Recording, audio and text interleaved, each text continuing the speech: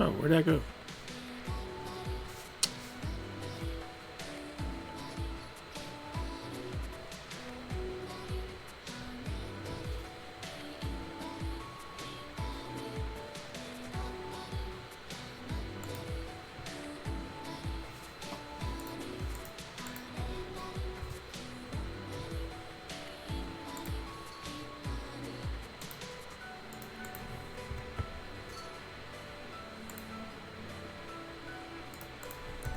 Hello, hello. How y'all doing today? I'm Federico. Welcome, welcome. So, I should be doing it now.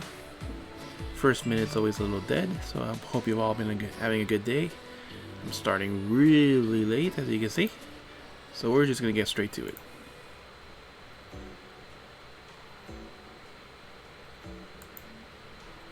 Alright.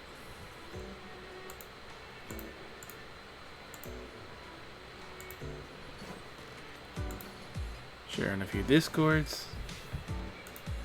Start our whatchamacallit captioner, and we are ready. Well, no ads, no anything, so too bad if you're not a sub. If you're a sub, you can avoid nearly all those ads. Ooh, not 1080p 60, definitely not. There we go.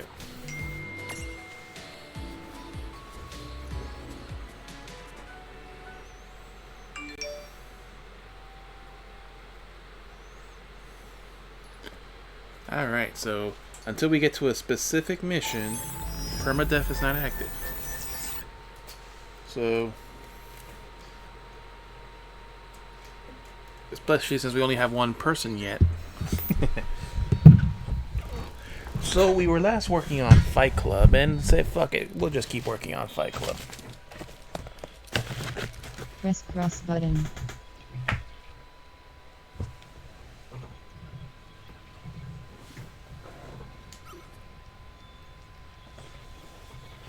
This work is fiction.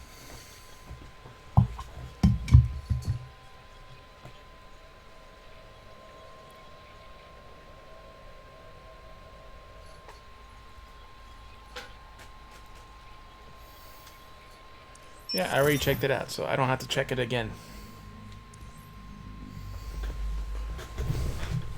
Let me refill my water and we're good. Very good.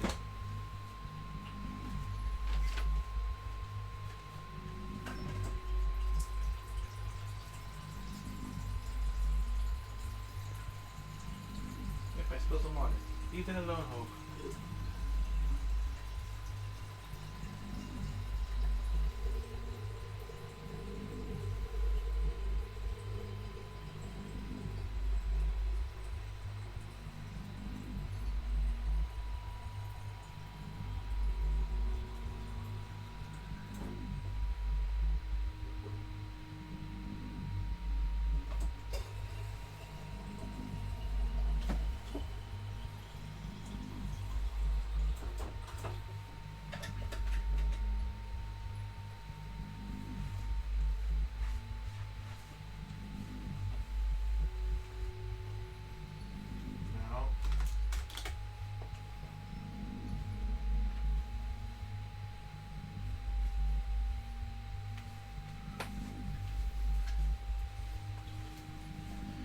Hope is trying to figure out how the water thing works in the fridge. That's where most of our pets' waters come from. I should have started the loading. Tranquilizer weapons, non-lethal rounds, make them unconscious after being shot. Instantaneous. Gas rounds. Cloud a cough and become disoriented. So you fart hard enough on them, you make them disoriented. Cryptocurrency. There's safes and skimmers to obtain ETO, the currency. Blue parcels for new masks. I'm gonna stay with my Sparta mask. Helmet. It doesn't cover the face, but who fucking cares? It's essentially a hack.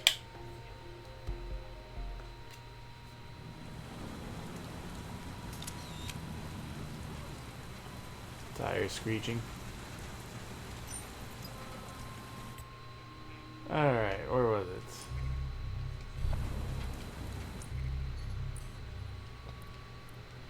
We were doing the side one. Fuck it.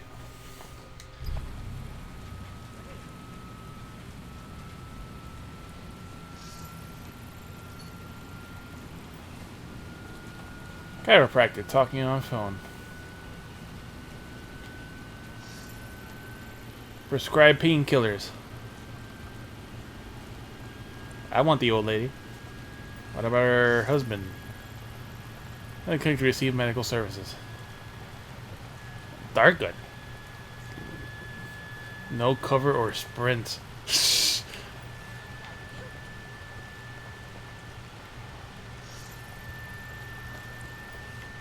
Oh wait.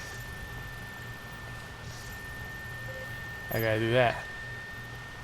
Where's the old guy? How to get away with a blog, how to get away with murder.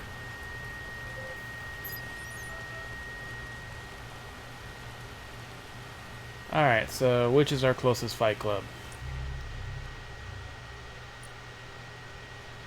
There's one there. There's a fucking far as shit one over there.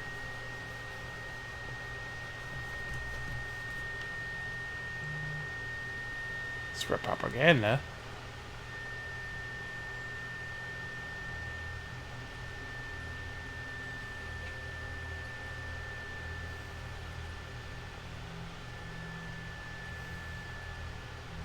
I wonder what these dots are. Acquire a operations data, collect evidence.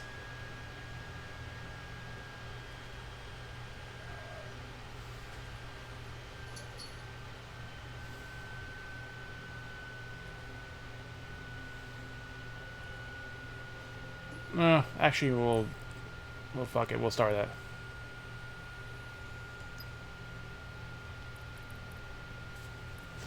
Recruitment missions.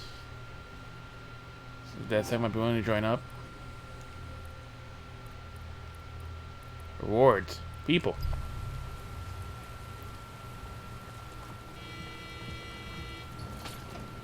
This is mine now. I have more need than you do.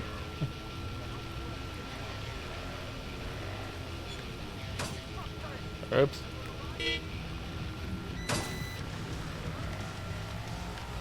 Damn, fucking bikes are hard. I figured it would be. This game is so soft.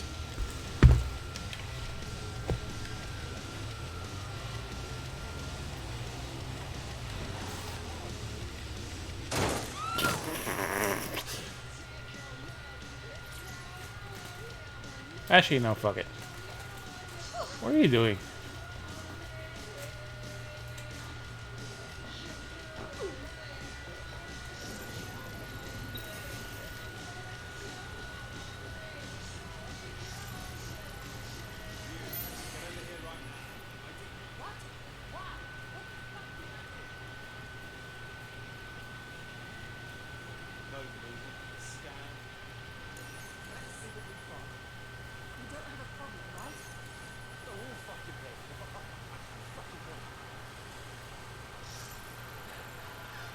Drink with... Oh, that's okay.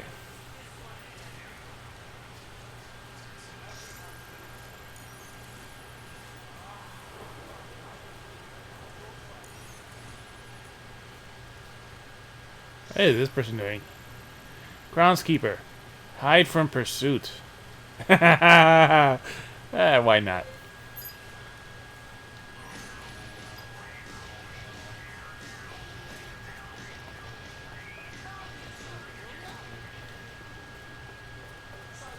Alright, sprint was... no, R2.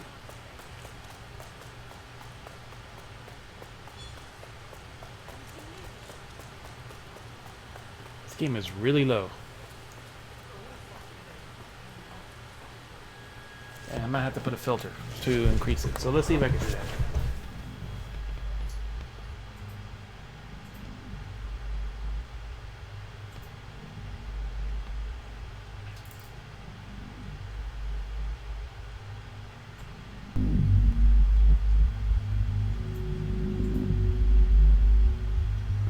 Alright, now that seems louder.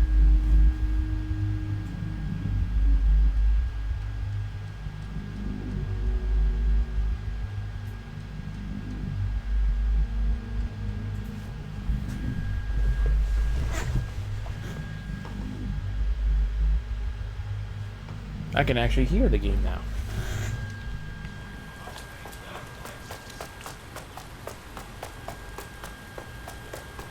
Action figures are trivial.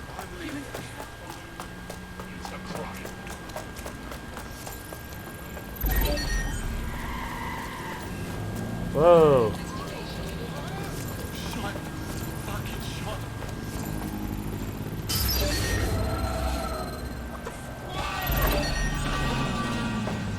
What's wrong with this car?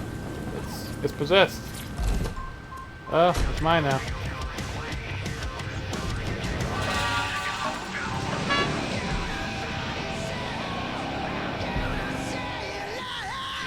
We're getting east to get to the stuff.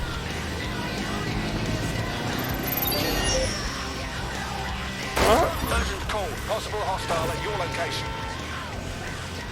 Possible hostile. Received. Mobilizing now. Out. Preparing to ram suspect's vehicle. Preparing to ram after they've rammed it.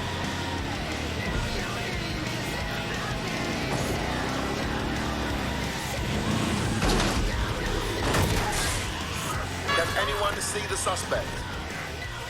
Nope.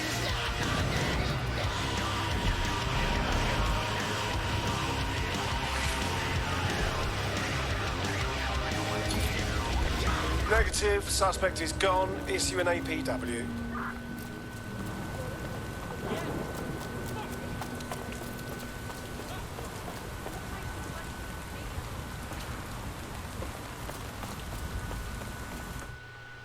Restricted areas. Yeah. Dangerous. They are marked on the minimap. Trespass will be attacked on site. They can scan or reveal hacking opportunities. Cameras and drones will use or scout these traps. Stuff to avoid combat. Captains call for reinforcements. If they attack you, eliminate them before you do. Albion have established an operational base in the Royal Court of Justice. Of course they have. Albion can lock up whoever they like without anyone having a say in it. That's not justice at all. Exactly. But it likely means there's information here about how Albion are targeting dissenters, the who and the why. We need that data if we're going to disrupt their operation.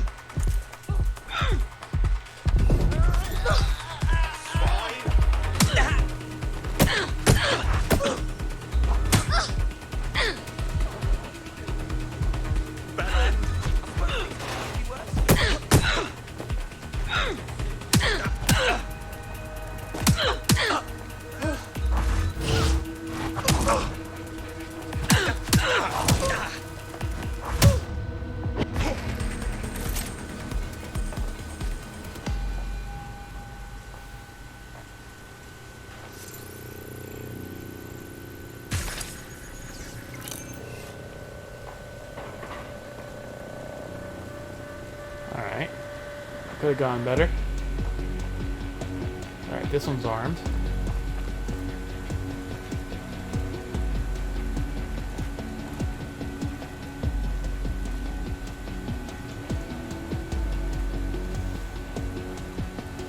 Hope it's hissing at the kittens.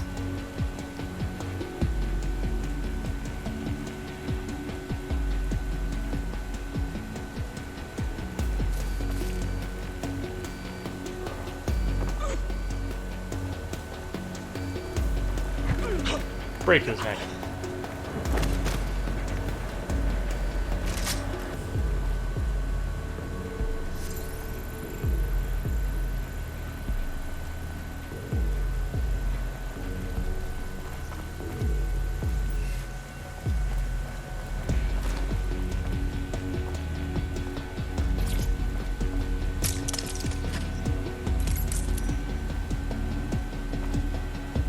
I have to unlock that for some reason.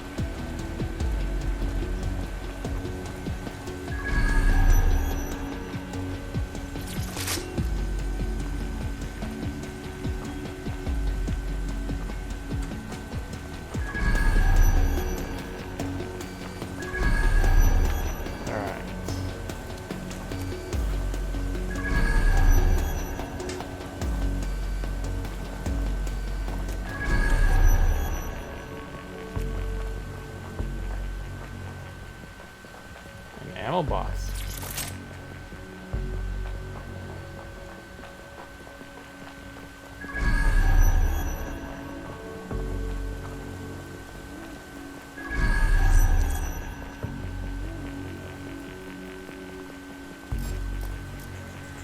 Like evidence opportunity.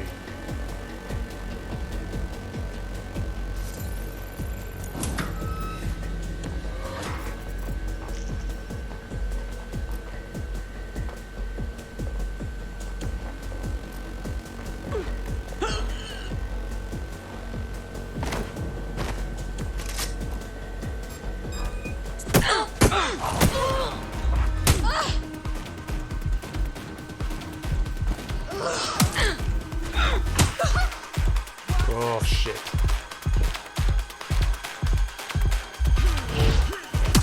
Counter the bitch.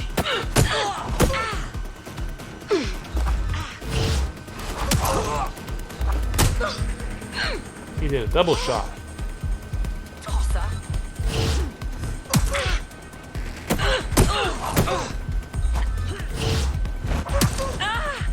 Bitch.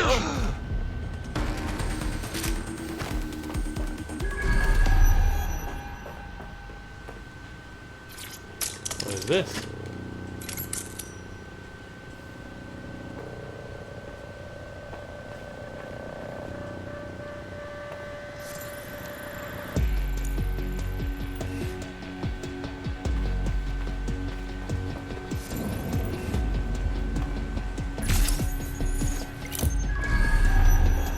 Oh yeah, didn't the map show like a collect evidence?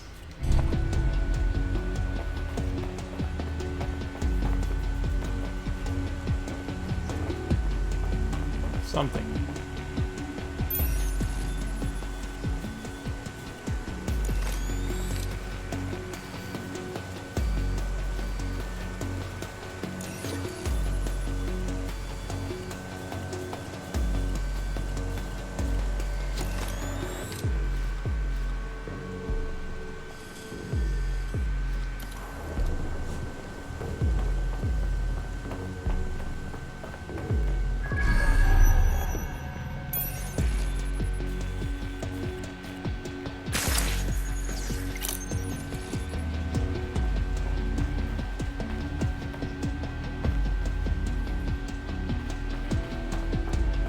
Alright, so shouldn't be opening all these ammo things so early, but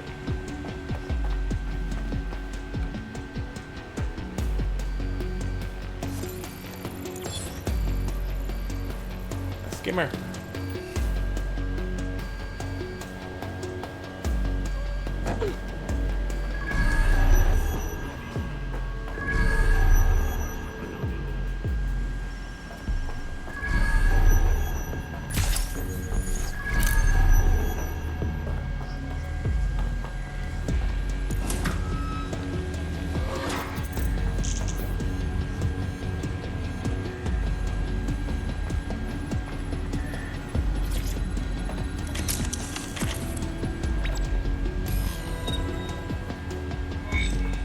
Canman defiance increased.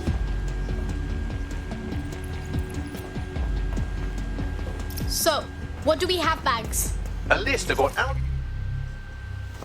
Ah, from the royal courts. Lockdown down to the court. Hey, the control had a look at the list you found and flipped their shit. It's a good catch. Your life is about to get annoying. Sorry. See for yourself. Official orders. Group 2. Westminster Court is ordered to immediately initiate lockdown procedure on assigned area. Full checkpoint. Only VIP escorts, VIP lists, some random people.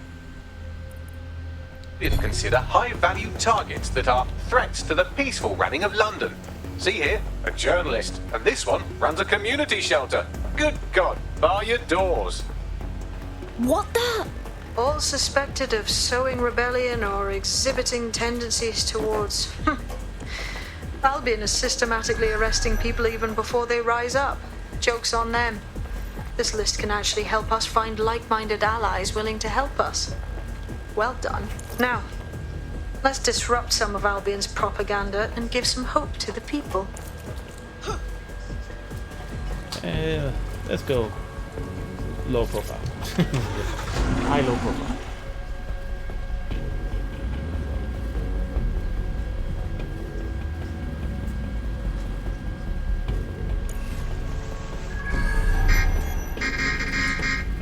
Oh, buddy.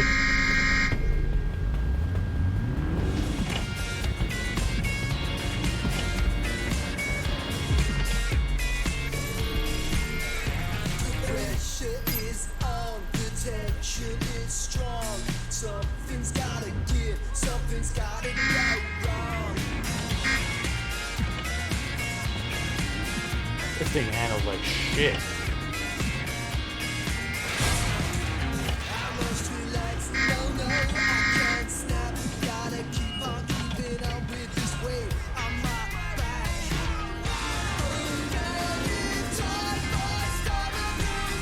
What's this in the map? A viaduct.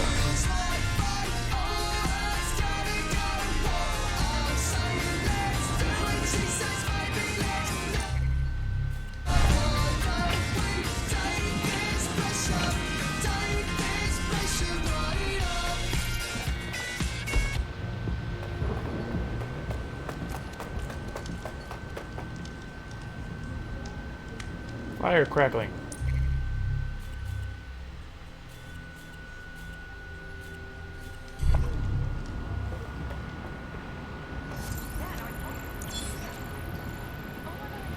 Oh, so that's what that symbol is. Money.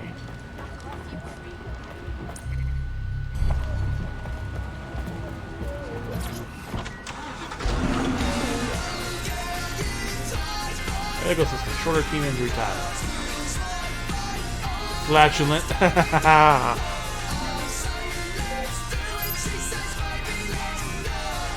Alert nearby enemy because he's flatulent.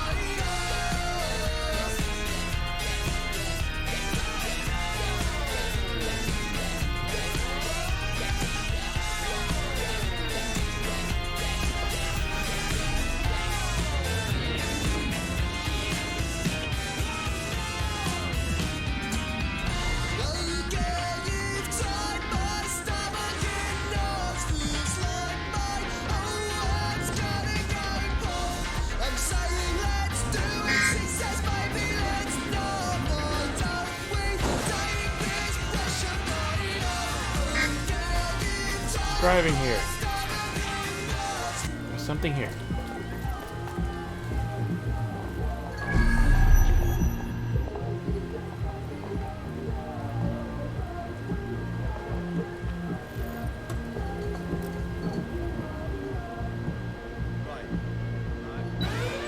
Shit!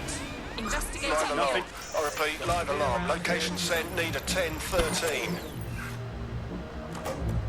Can't see them anywhere. Find them. Over here. Moving on. Find him.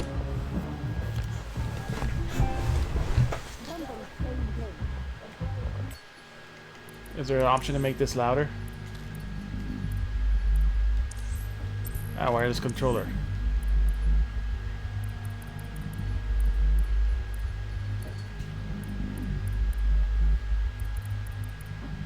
Vibration, but what about the actual alert?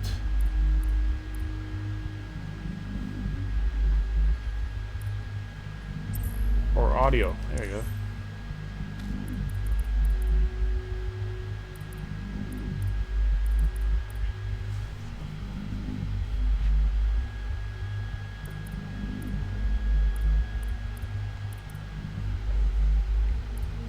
Autoplay music in car.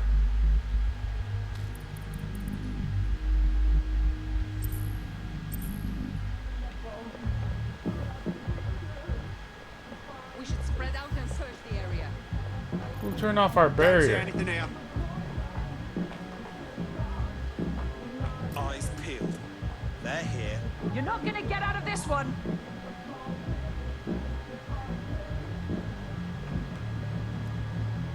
Damn it! They're gone!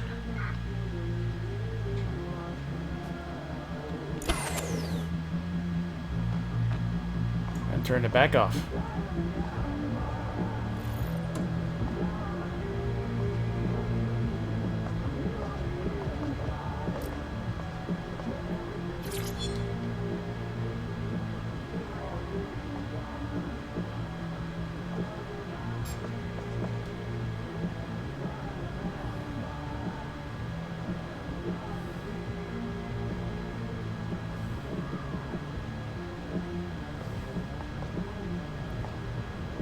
They don't see my Spartan helmet.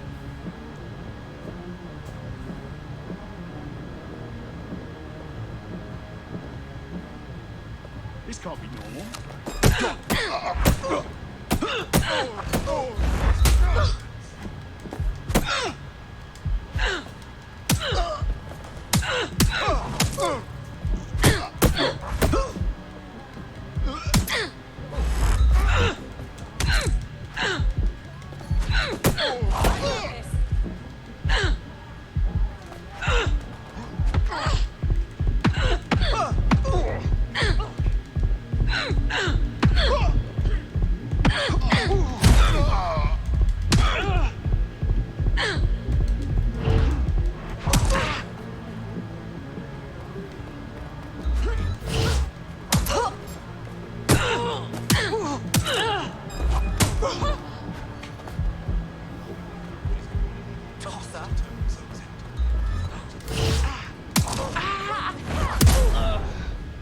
This will go badly for you.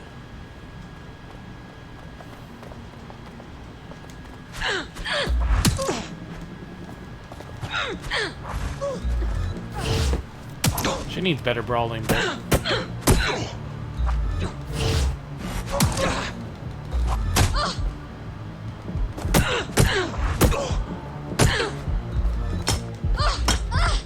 Wrap in your mouth.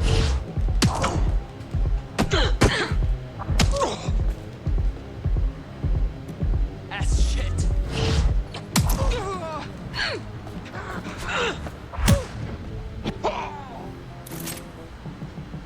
alright, that's 3. Sloppy, but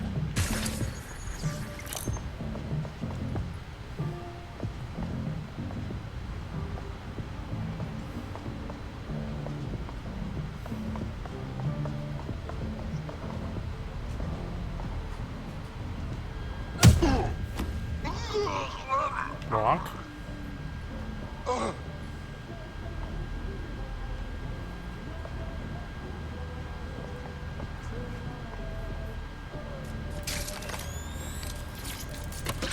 Alright.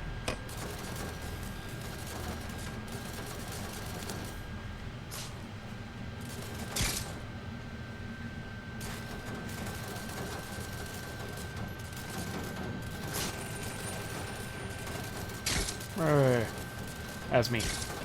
Okay.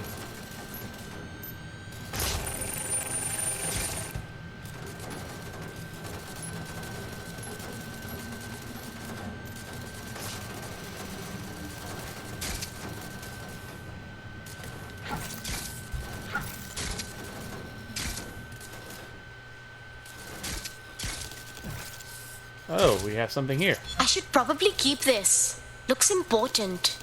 Yes, it does.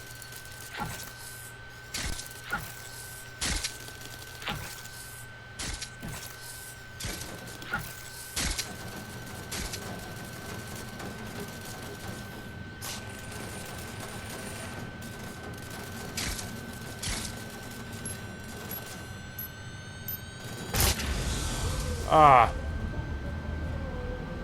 It was a trap. Oh, get down.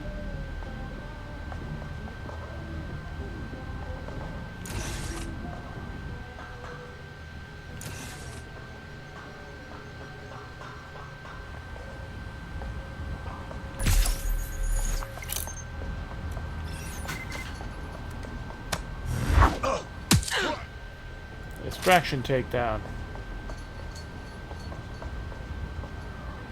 Hello, old guy.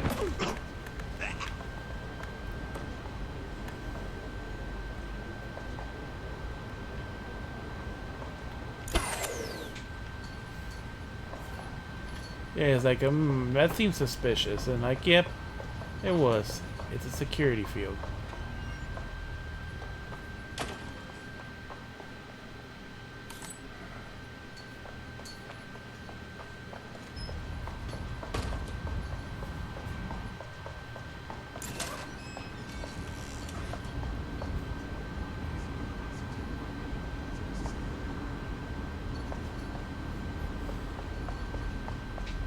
No unauthorized access.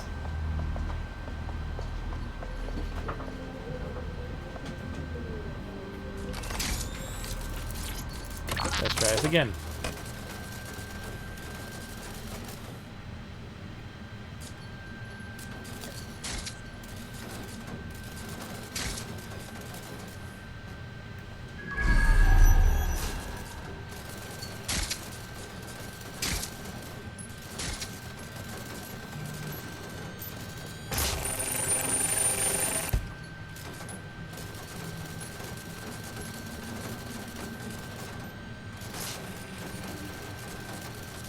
I guess this is the only thing we could find here.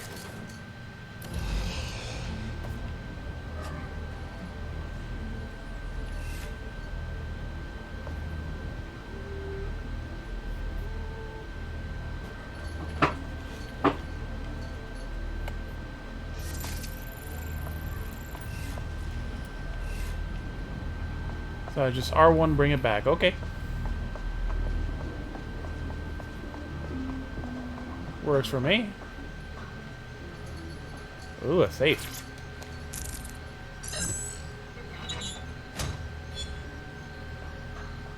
Big money.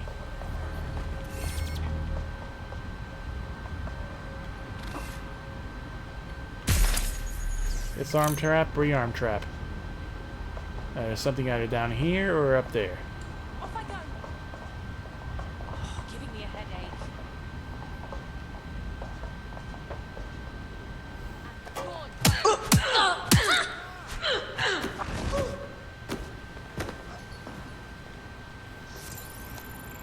Light machine gun. Ooh. I thought about operative. Frail, take more damage. Wow. Why not? Potential recruit. Hospitalized by me.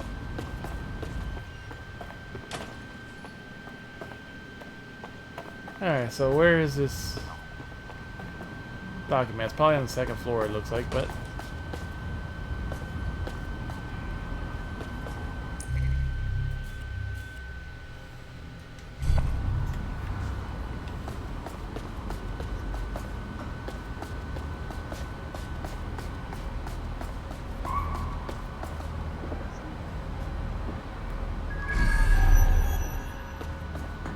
Oh, I see. How do we get in there?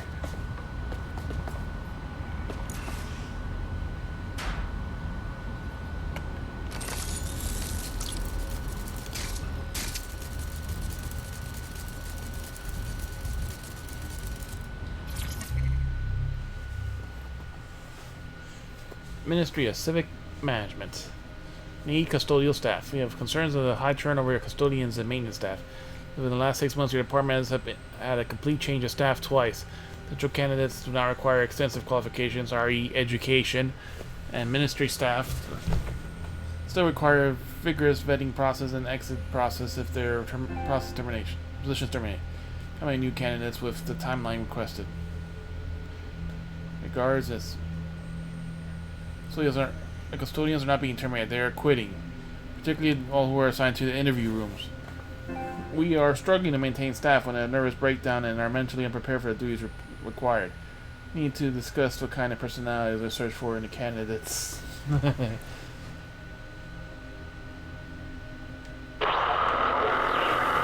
Okay, here, Rise of Albion.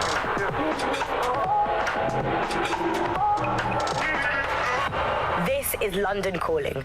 I'm Tash, and this is Buccaneer, your source for what they don't want you to know. Today we're talking about policing, by consent or by force for profit. Ever since Sir Robert Peel created the police force as we know it in 1829, London has relied on the Metropolitan Police Service for peace, stability, and justice. They weren't perfect, but at least there was some democratic control. Now there's a new sheriff in town. If you're a victim of crime or you just want to silence a peaceful protest, there's a new police force to turn to. Albion. And they're about as far from the old-fashioned Bobby on the beat as it's possible to get. When Hassani handed over London to Nigel Cass, many people were surprised. But we weren't. London has been up for sale and privatization for years. The only difference is that now the private companies have guns. So how did it happen? What does it mean? How can we reverse it? And what's the price of justice? On Buccaneer, we conceal everyone's full names for their own safety. Here's Helen, who investigated policing, civil rights and justice in pre-crisis Britain. One of the kind of classic hallmarks of a fascist leader is having their own private army or police force. You know, it is in a democracy, the state tends to have a monopoly on violence, and that's not what happens when a state fails. You know, you end up with people running their own private militias, and we've seen this all over the world. You know, every kind of great dictator in history has had basically their own jackbooted set of guys that they can send in to rough up people who annoy them. And that's the danger of a force like Albion. You know, you start taking powers to yourself, and actually who is in charge of telling you no? It's always a worrying sign when you see, say, a president surrounding themselves with ex-military guys, with, you know, 5-star generals or whatever it might be, because that sort of suggests that they want to run the country like you run a war. And in a war, you have to be incredibly hierarchical. You know, you have to be top down. People essentially have to obey orders, because that's the only way that you can make that work. That's not how it works normally in a democracy. And that's the problem, really, is you end up in a situation where normal peacetime checks and balances are suspended, and that's really scary. Is policing ever politically neutral? We spoke to academic Alfie, all names on the down low, of course, about the politics of law and order.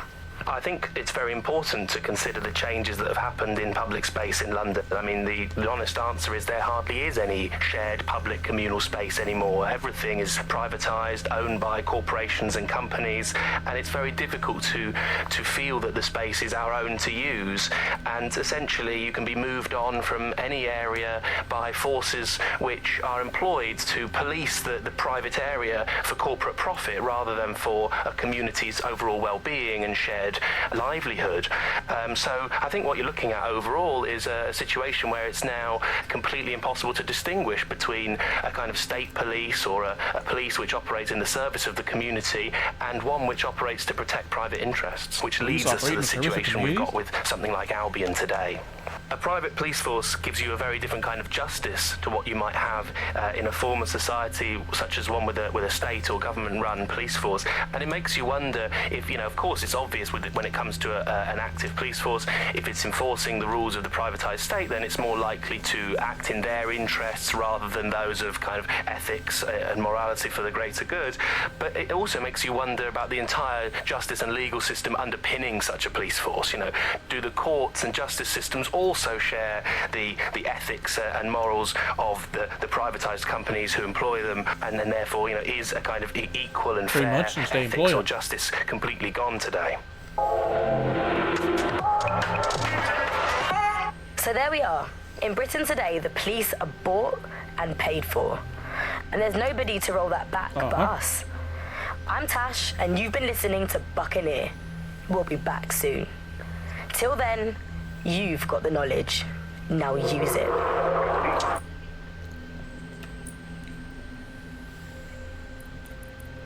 Wait, what? 17th century medical saw?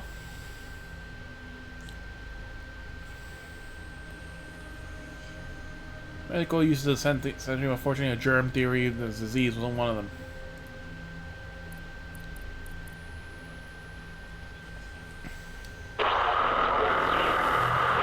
Wow, there's more fucking transfers, and all these are damn long. Oh look, there's fake news. This is London Calling. I'm Tash, and you're listening to Buccaneer, your source for what they don't want you to know. Today we're talking about Dev Hassani, our gone, but sadly not forgotten Prime Minister. It's strange to think that he was just another here today, gone tomorrow politician until his infamous London is drowning speech went viral. The forces of darkness he unleashed with that speech changed everything around us. Was Hassani's rise inevitable? Could it have been stopped? And what happens when democracy starts to breed the ideas that can destroy it? Using back channels and underground contacts, we got in touch with political analysts and historians to find out how it's possible for cynical, short-term leaders like our beloved Prime Minister to give birth to political nightmares. No full names, as you know. These days, telling the truth can get you killed. Helen spelt out the dangers of populism for major political magazines and websites back in the pre-censorship days. The appeal of fascist politics is about strongmen, and they are usually men, because it's about saying there are simple problems that are really easy to define, say immigration, and there are simple solutions to them. Stop immigration. And they are really appealing because they make sense of a world that can often feel really complicated and confusing, and they do offer, or seem to offer, action instead of what politics can often be, which is a kind of messy set of compromises where no one gets really what they want. Everyone gets a little bit of it. And that's the problem, really, is you end up in a situation where it looks like someone is going to do something incredible and transformative, but of course either it never really delivers, or it delivers at a huge cost to, for example, dehumanizing people. And I think you see that in the rhetoric around immigration. If you say immigrants are a problem, we're going to stop them, it's a legitimate political stance for a country to want to control its borders, but the way that that's done can often end up being very cruel and inhumane, because what you have said is immigrants specifically are the problem. Not every fascist is a populist, but they are two interlinked styles of government, really, because what fascists tend to do is rely on narratives of deep change and of enemies. I think that's one of the hallmarks of this style of politics, where you represent your opponents not just as people who disagree with you, but as existential threats, as evil people. So you see it in the course of the run-up to the Second World War, where Jewish people are represented as, rats and a scourge. You see it with Muslims, where they are represented as coming to take over and replace white people. So you have big defined groups of enemies that the person who is trying to convince you to vote for them, or later on simply to support their regime perhaps, needs to defeat. There is always an enemy to be defeated. Unfortunately, one of the things we're very bad at as humans is recognizing different things when they don't look like previous examples. So I think in pre-crisis Britain we had an idea that when fascism came it would look again like the 1930s. It would look like a single charismatic leader. It would look like a jackboots in the street and huge flags. And it didn't look like that. It looked like social media groups. It looked like poisoning the well so that no information could be trusted.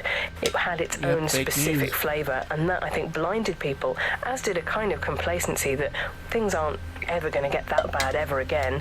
That's a problem for the past. We're much more sophisticated now. We're not going to succumb to these great moods of emotion where everyone is hysterically listening to a leader.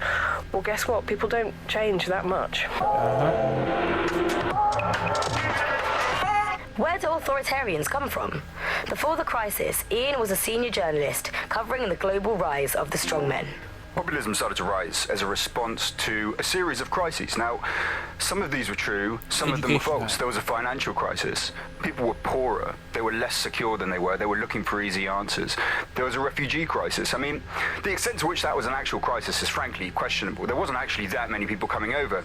But what you had was mainstream news reflecting really quite right-wing rhetoric, portraying what was ultimately a trickle of boats as a major crisis hitting the country. And once you get into that situation, you are primed for having authoritarian leaders with fictitious but easy answers come along with a populist message and basically say to you, look, I will take care of the problem. I will make it all go away. So how do populists capture existing political parties or institutions? The truth is this usually happens in about three different ways. The first one is the easiest one. You set up a party, you win an election, you take over. But that doesn't actually happen that often. And the second way is a bit more common, which is that you basically find yourself in coalition with usually a mainstream right-wing party. And this has happened this is exactly what happened, of course, in the 1920s in Italy with Mussolini. It's exactly what happened in the 1940s in Germany with Adolf Hitler, which is that the mainstream bring them into power, and there they think they can control them, but you can never control this kind of party. They will always take charge. The third way is the most pernicious and the one that we recognize least. And that's when basically from the opposition, from the media, right-wing populists get their message out against immigrants, against corrupt elites, supposedly corrupt elites, and just pump out that message, pump out these frames of reference, and by virtue of that they take control of the political dialogue from well away from power. It's easy to slide from democracy to totalitarianism. It's a lot harder to fight your way back again. But that's what we're here for. You've been listening to Buccaneer with me, Tash. Thanks to our guests for having the courage to talk to us. Keep listening, tell your friends, and spread the word. There's nobody to fix this but us.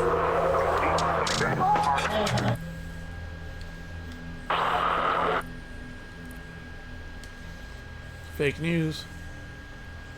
Government officials Trumpism came to power.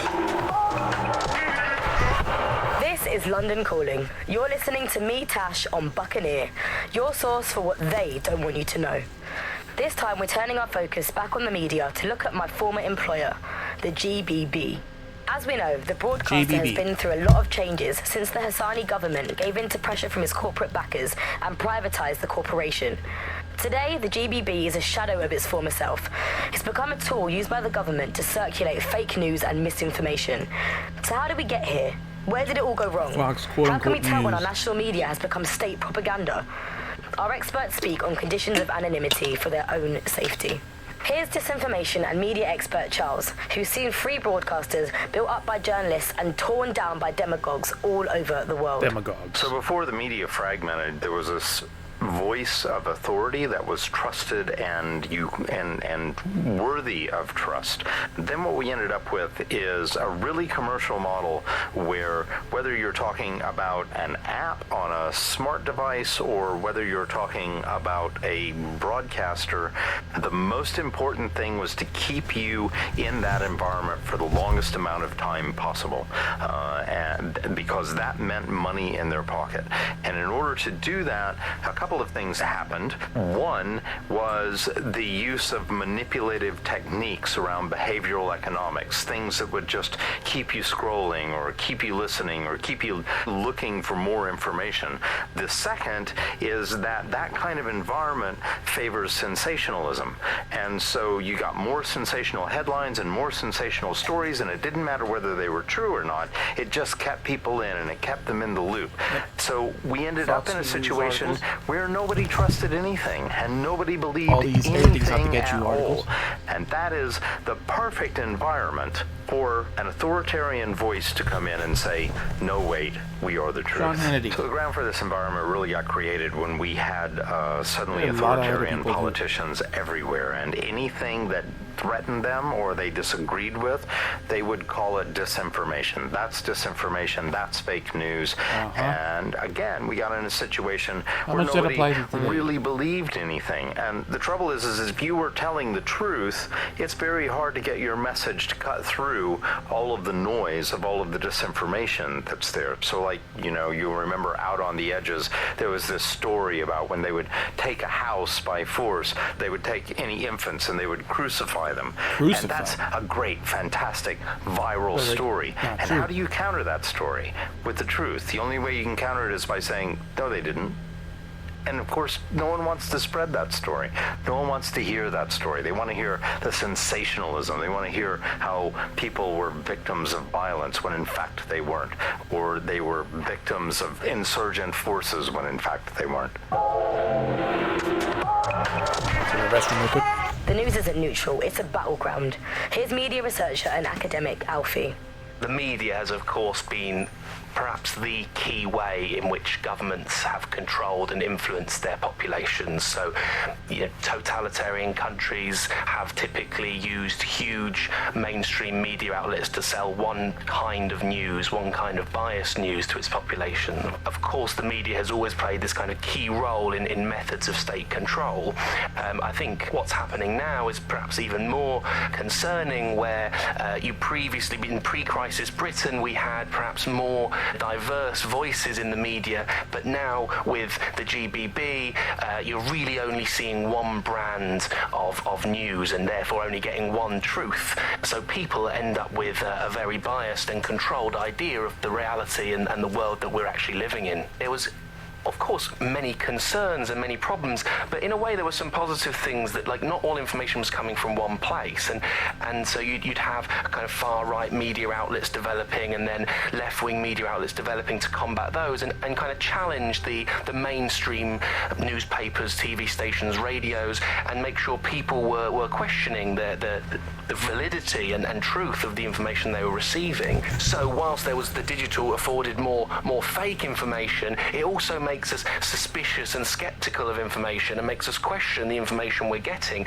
And I think in pre-crisis Britain, it might not have seemed great at the time, but there was something positive about that there was a lot of distrust in the media and in the different kinds of truths that were being told.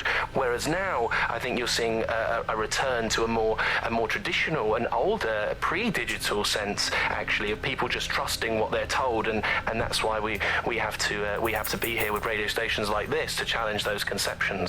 Most citizens feel pretty hopeless, I think, and unable to fight back against these kind of huge mainstream corporations that simply entrench and support the ideals and ideologies of the state.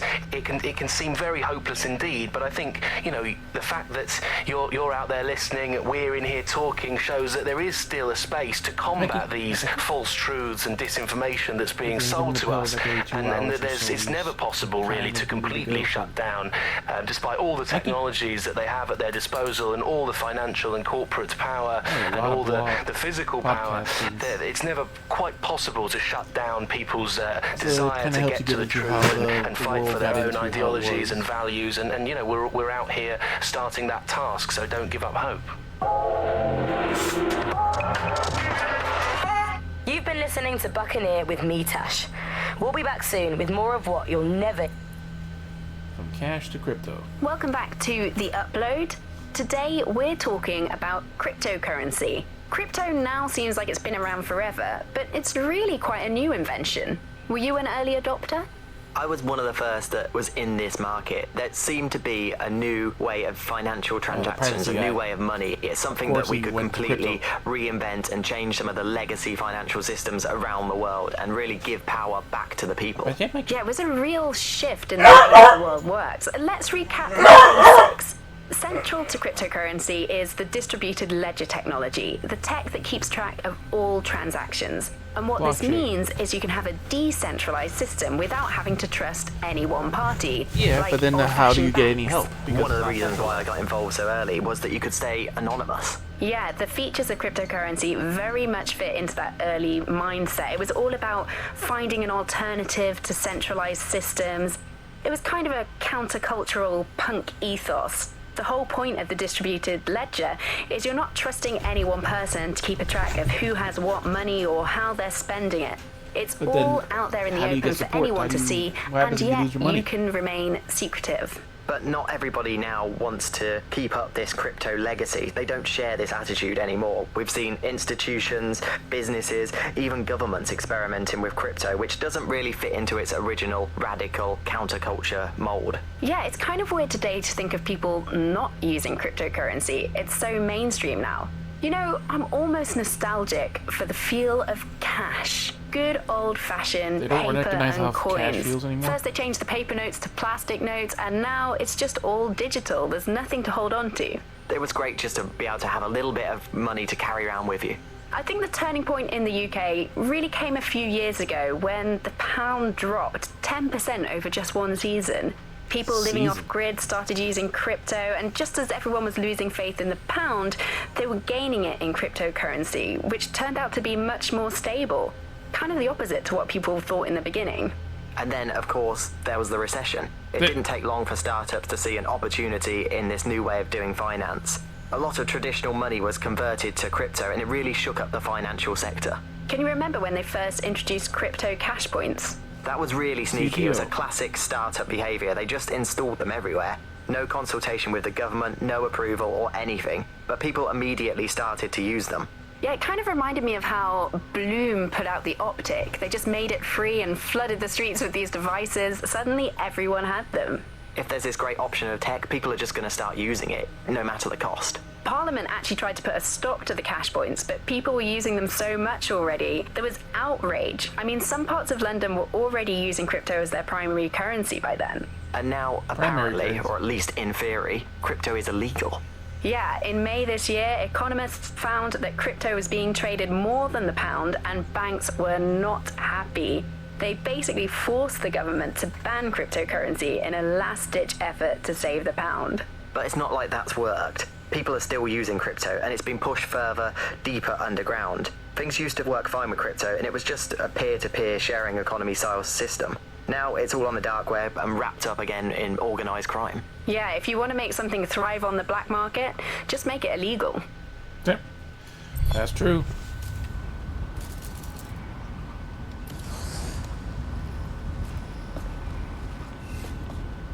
That is true. Alright, we looted this place.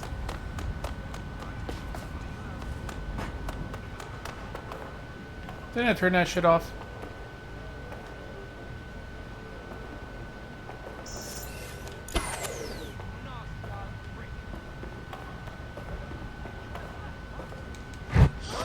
What are you doing here?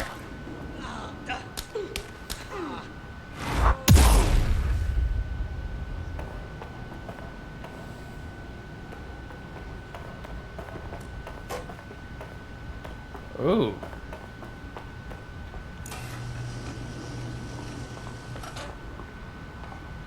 Fuck.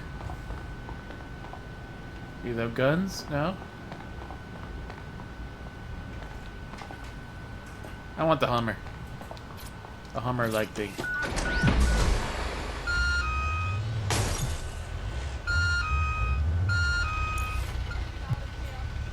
Yeah, that'll make it easier to get out, but too late now. It even has the backward beeping blip.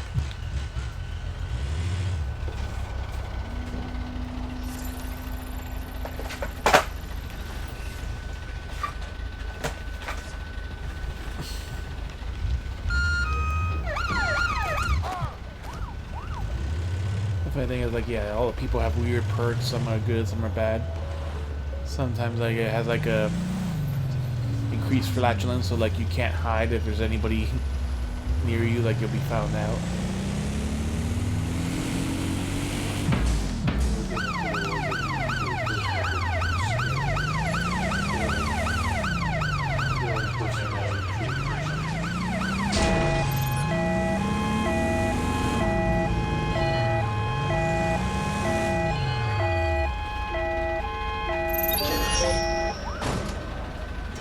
Hey, you could just like randomly start a car and make it do something.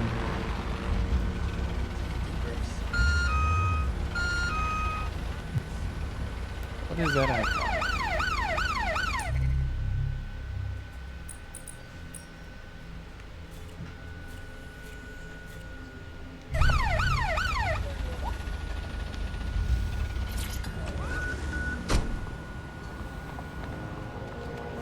Ooh.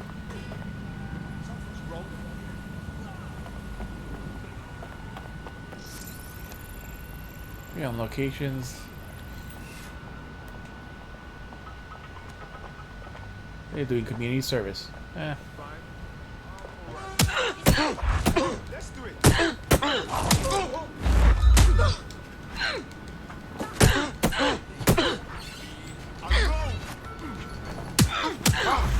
I'm warning you, I'll kick your ass.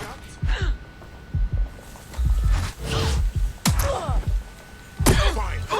Come on. Counter.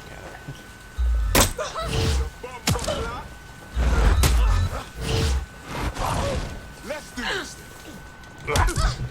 Freaking grapples. Enough. Asshole. That's one. 2. And 3.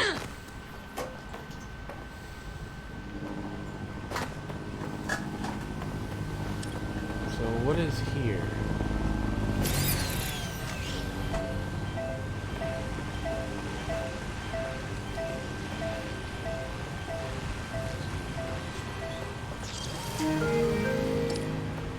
Oh, I see.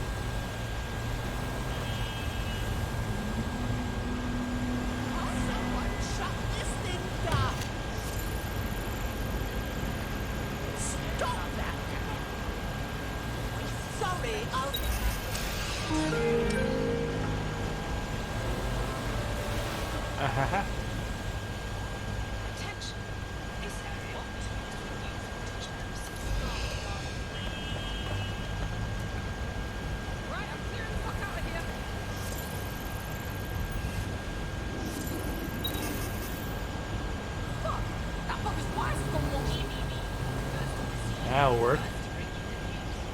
That'll do.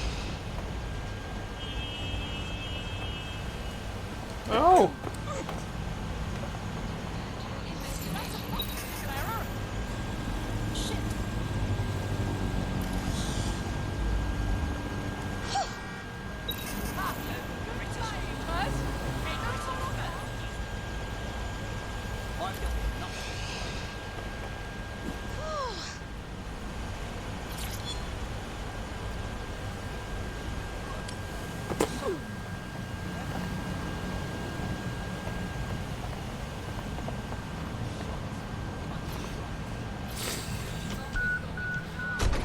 Look at that traffic jam, too.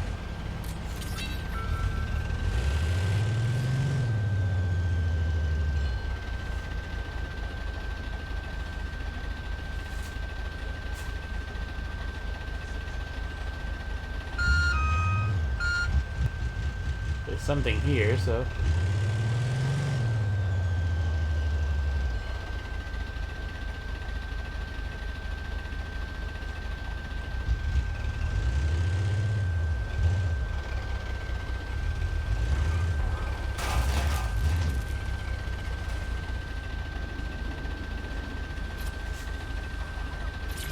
I don't believe this is Albion. I'll fucking break you and all. Please report any suspicious behavior to Albion.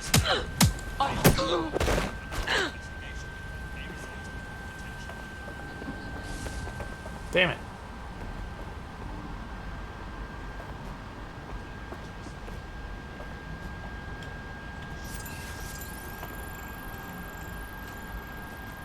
And she was holding my fucking door open.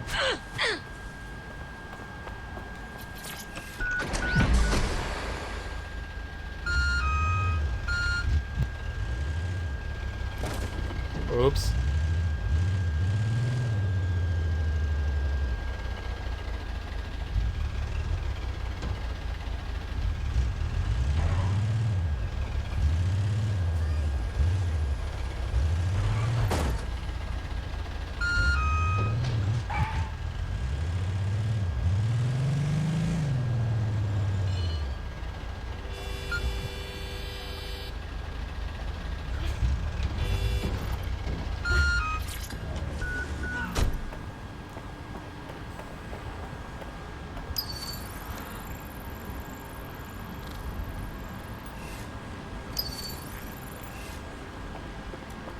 That's one way.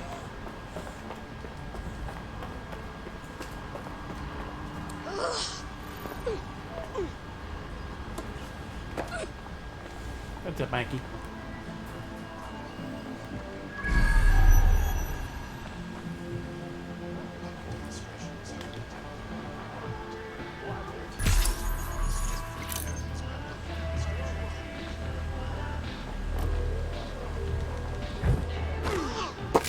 Ooh.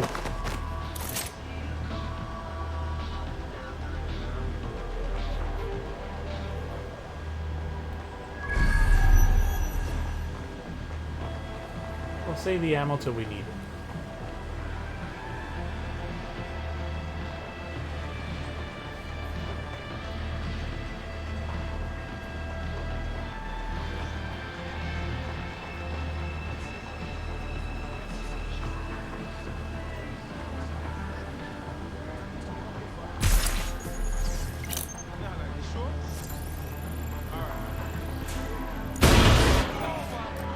Oh my god.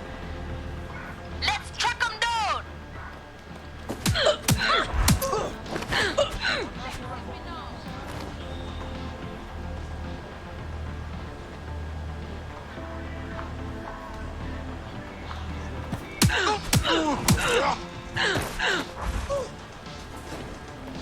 Oh my god, something exploded.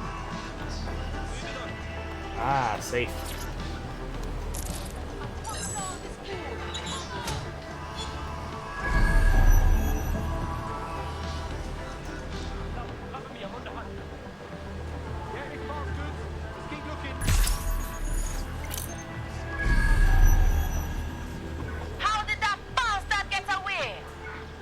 That bastard.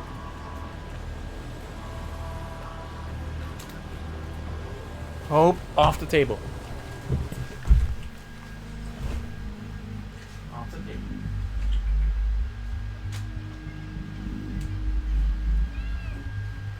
Off the table.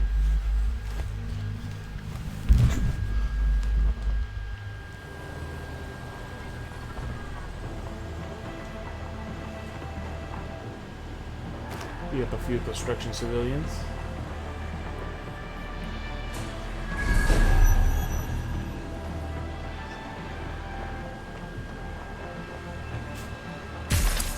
Oh, we got armed people here.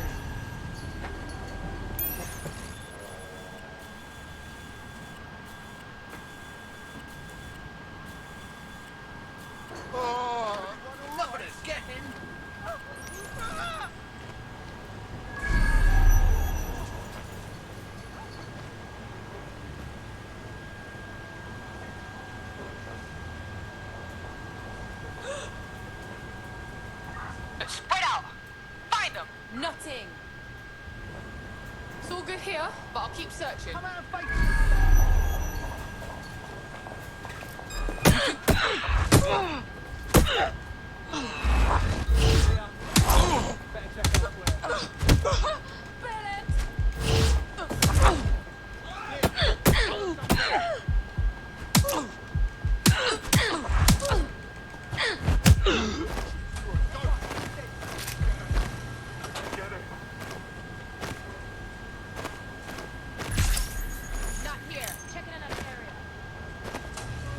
She's out cold. Can't believe they got this far.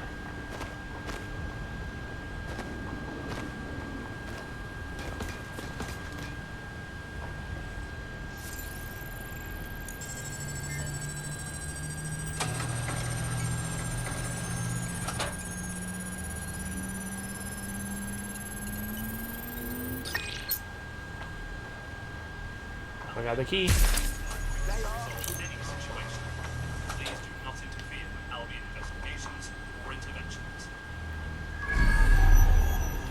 This will definitely work better with a headset.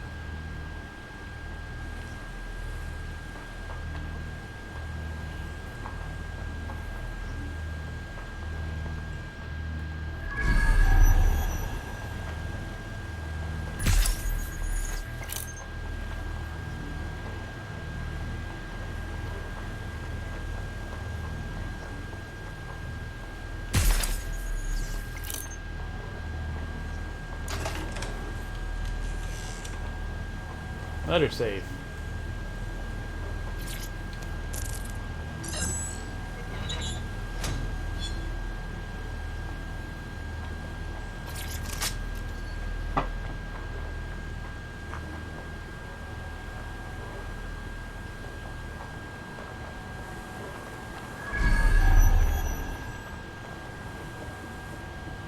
Something above and there's something below.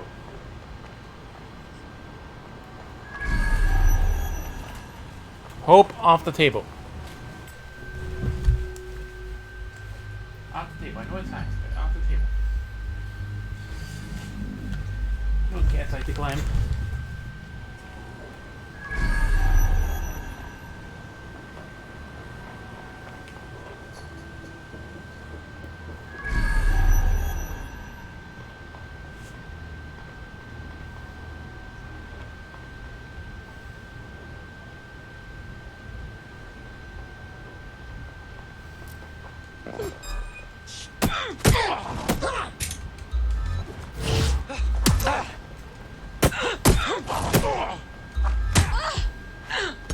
Wrong whip. Wrong hit.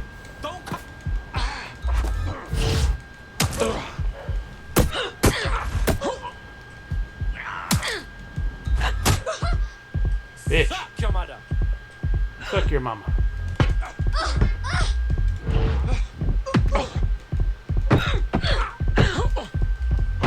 Oh! Damn it!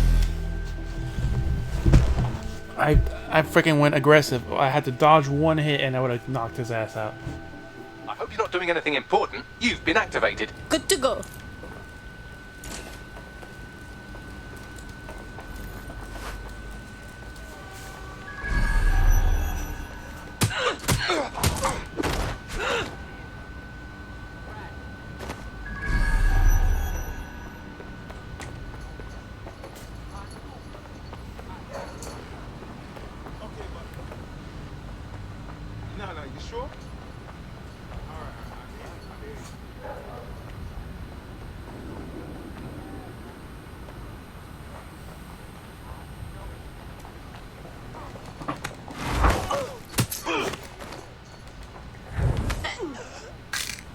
Sure, broke their neck.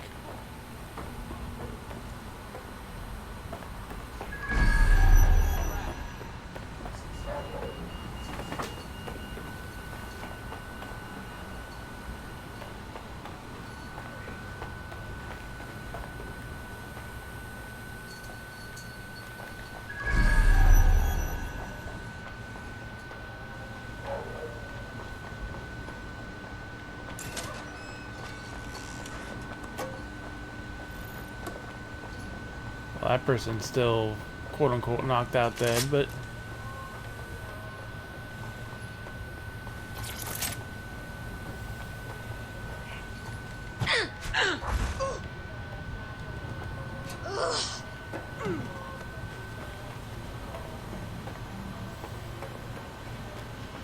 it's breakable, technically.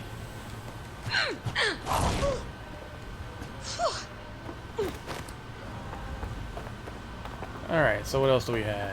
We have something on top.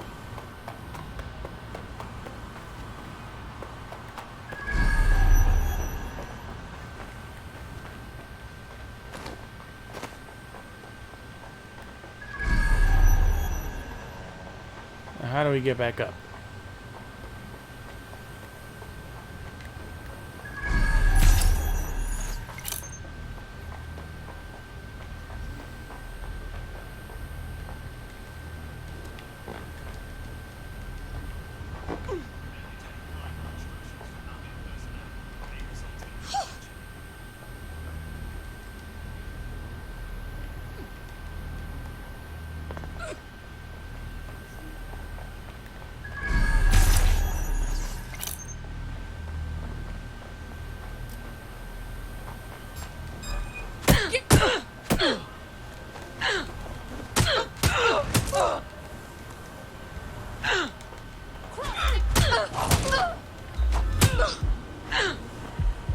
That's one fail.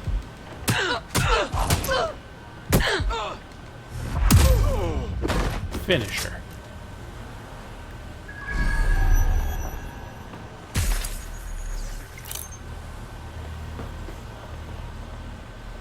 So the safe is empty.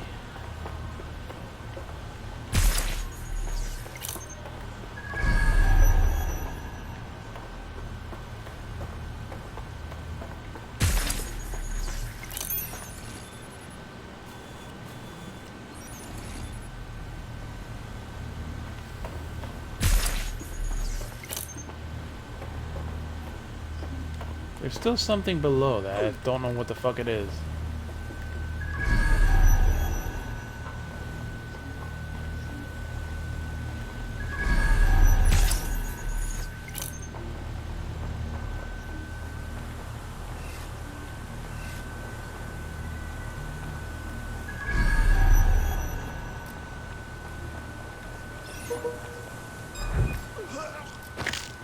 Distract kill. Cut the bullshit.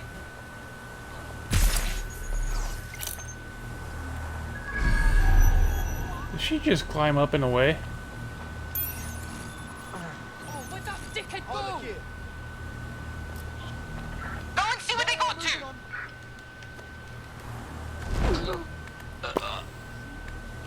Spread out. Find them.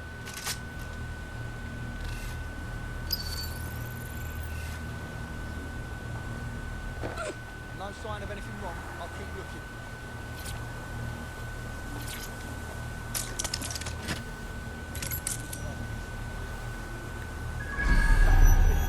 Keep looking.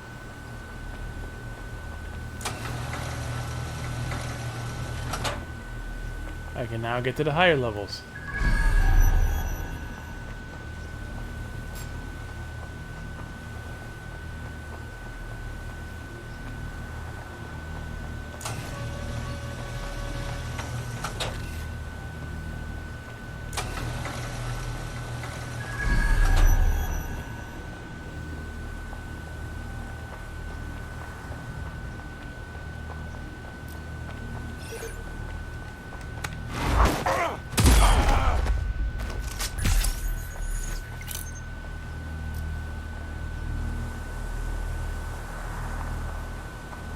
A lot of people here.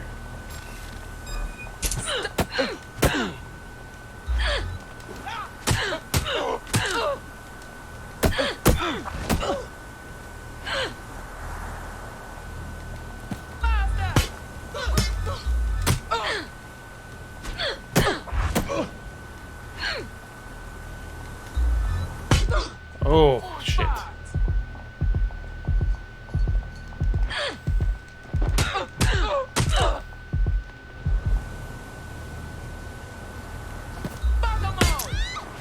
Ah, my nuts.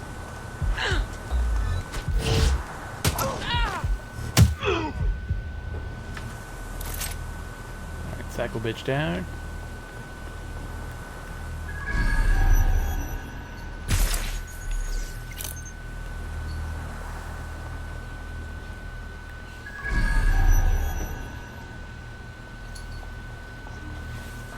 We've unlocked this one, yep, so it's green.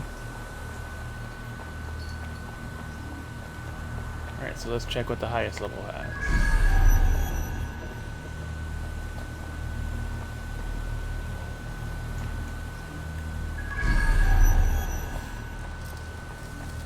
No welding.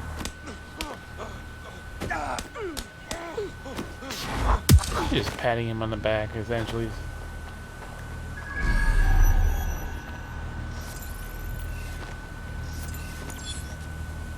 Some money.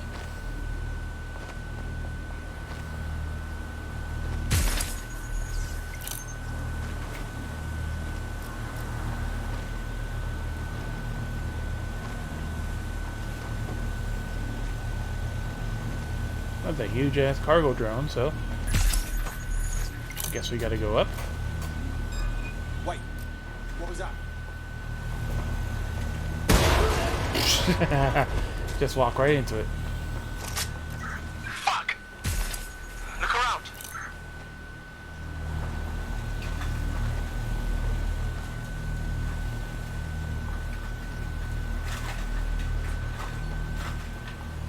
Yeah. She's been hissing at it for a while now.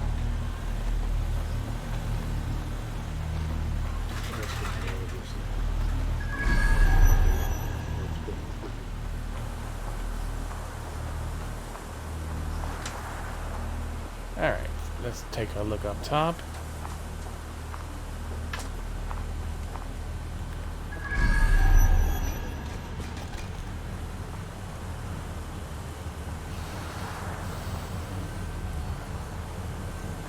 There's a crane.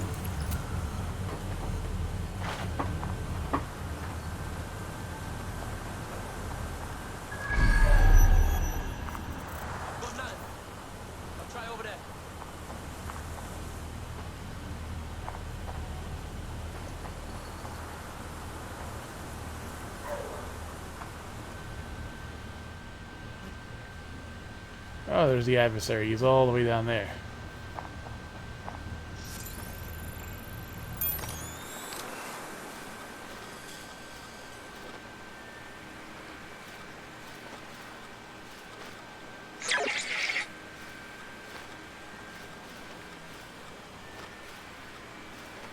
Ah, fuck it. We need to head back.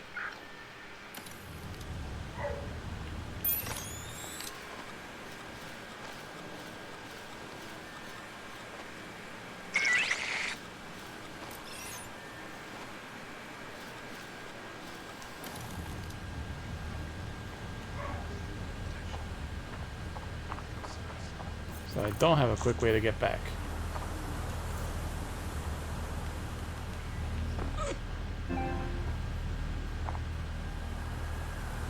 At least and survive, that is.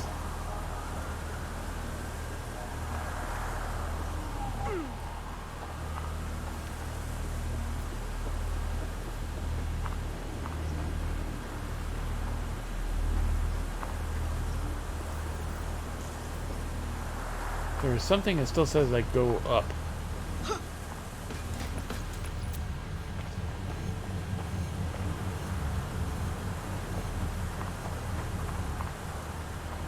Unless I gotta use that cargo drone to get up here.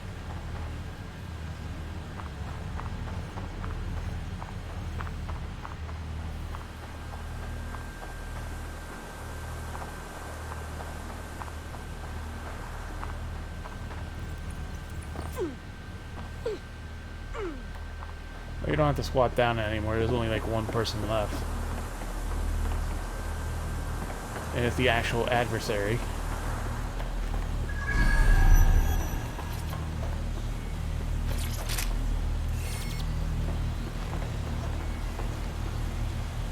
Rearm it.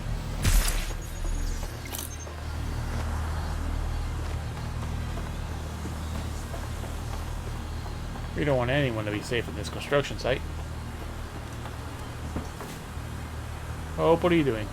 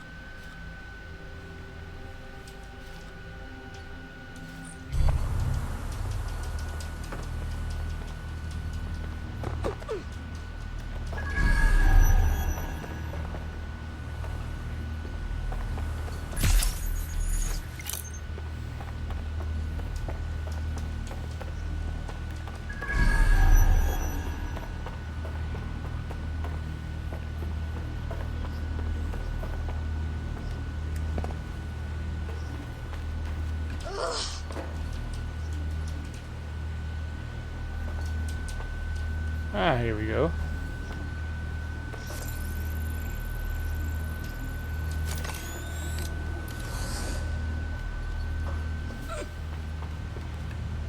So there was a way to get up using that.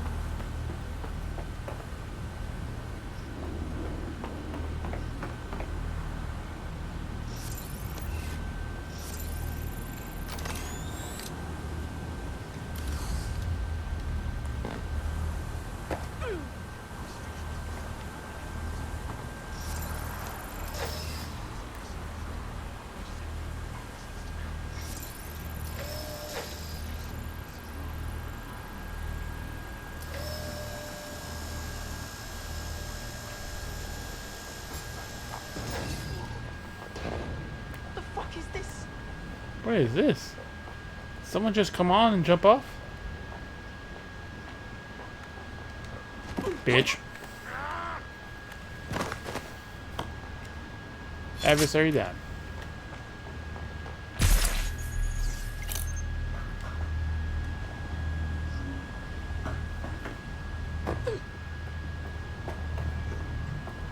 ETO Bank construction site.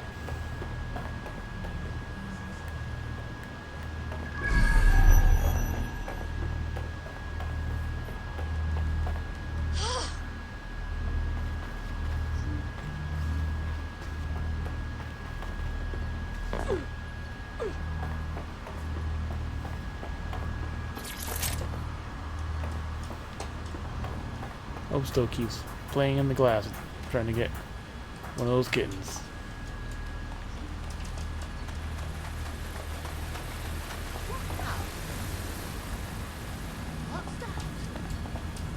Warning, heavy drone.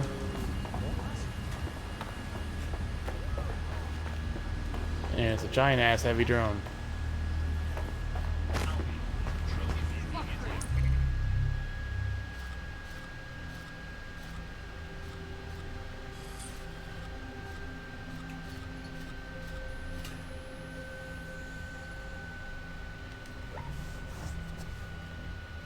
There's a tech point. Please remain home during high-risk hours.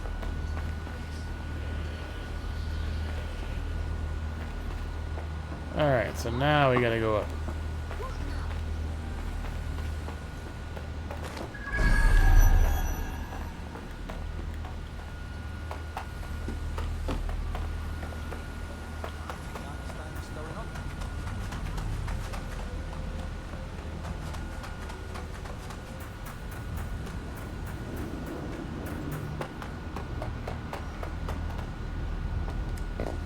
Well, since we're here,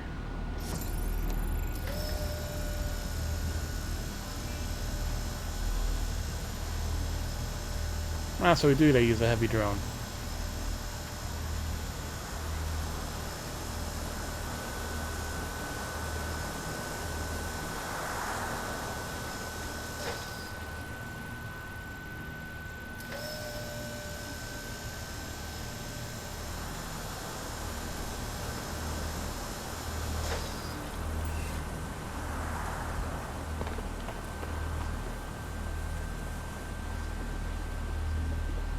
is this heavy drone?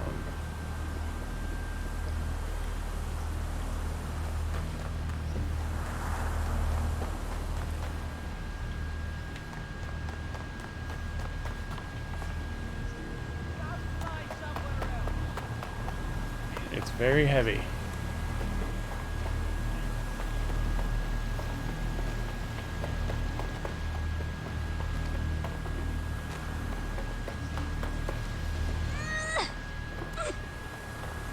I think it's on the next floor.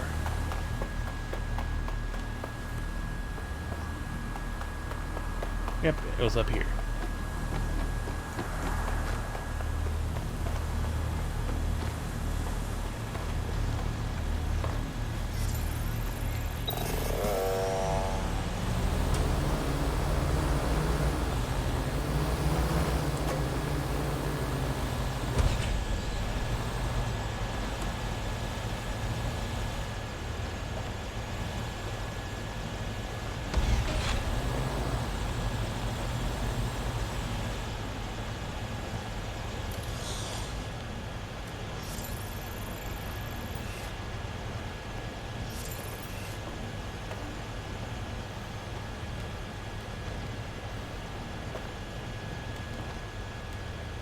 If I fucking fall... There we go, tech points.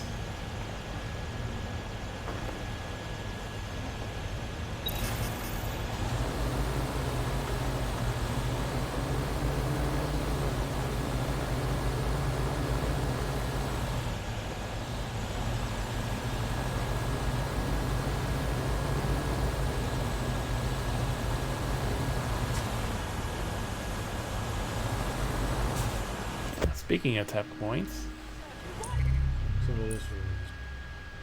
not right now.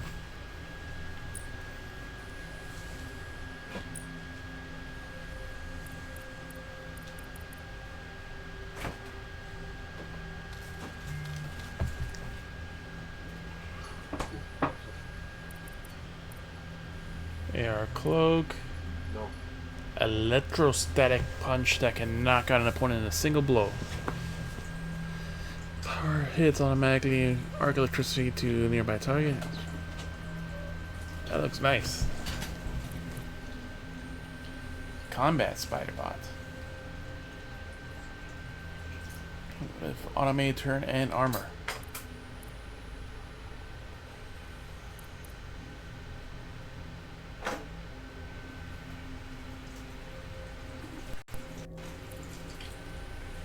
Disrupt hack. Plus optic for a short time to prevent them from taking any action.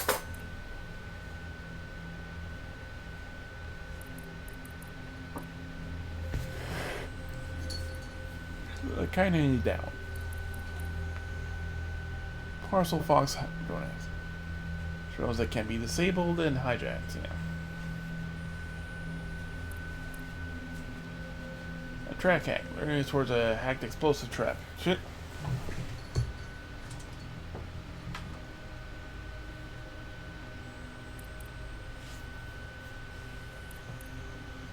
Dead shit. Non-lethal shotgun. Anti-drone weapon. Magazine capacity 2.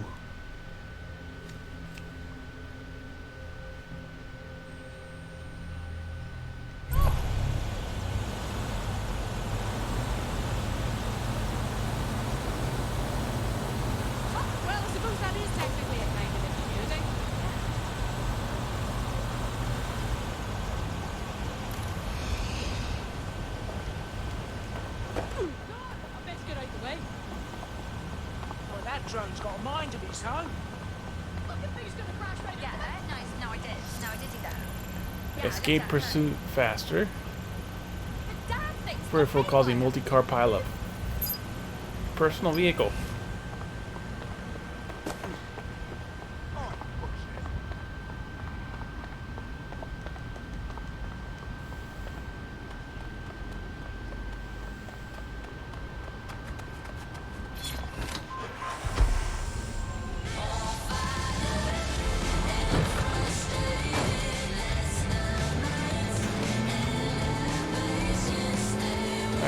Disrupt the propaganda.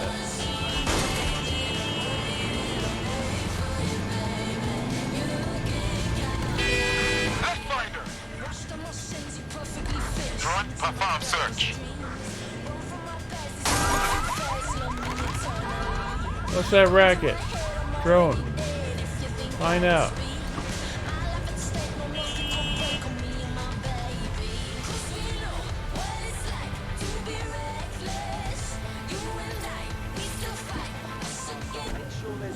Processing center. Control to all units. Possible hostiles near your location. Received. Stand by for further developments.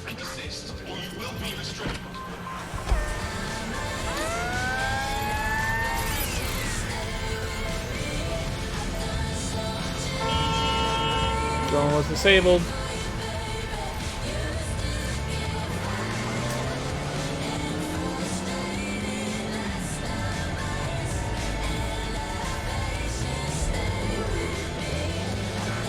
Control, we are unsighted of suspects. Over.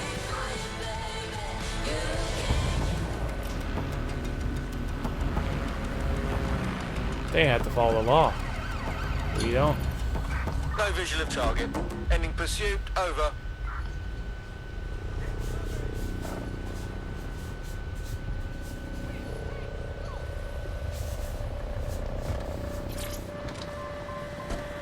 Roof of this building.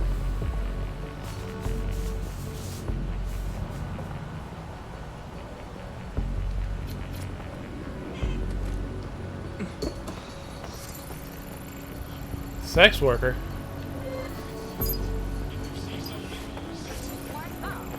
Randomly buys clothes.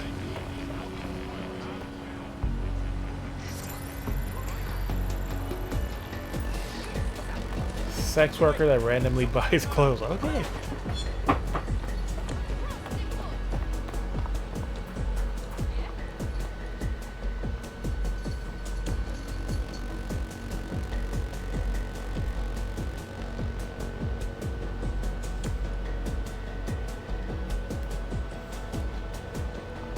That'll work.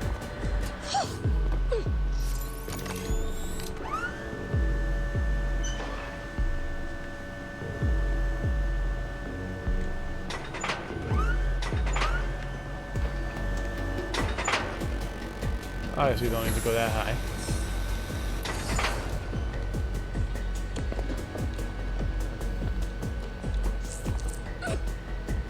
Hold X to climb pipes. Okay.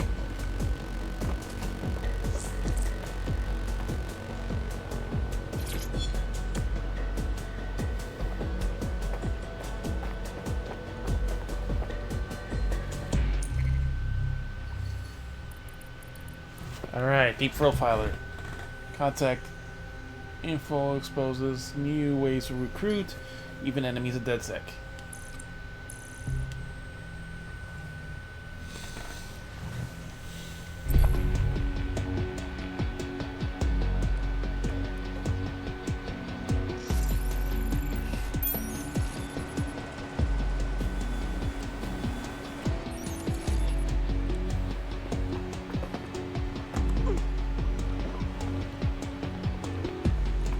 Well, now I can recruit.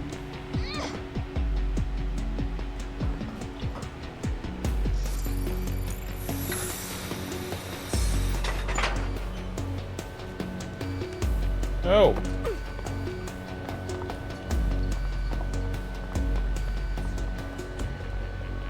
How did the cars get... Oh, yeah.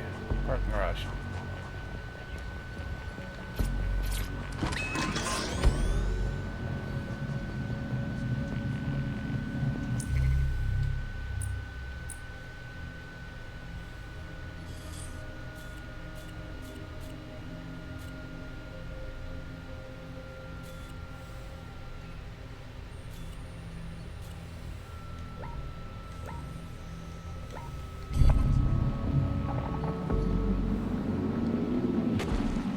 Oh shit, that is maneuverable.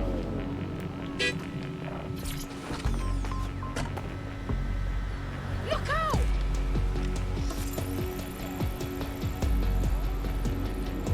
Oh my god, what are you doing?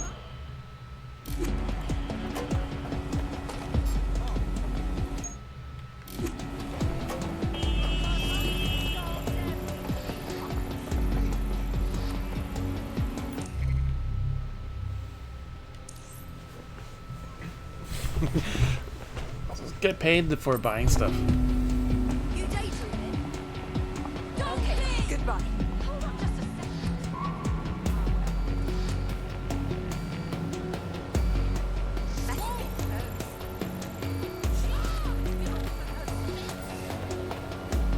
Alright, let's give her a little space and we'll try again.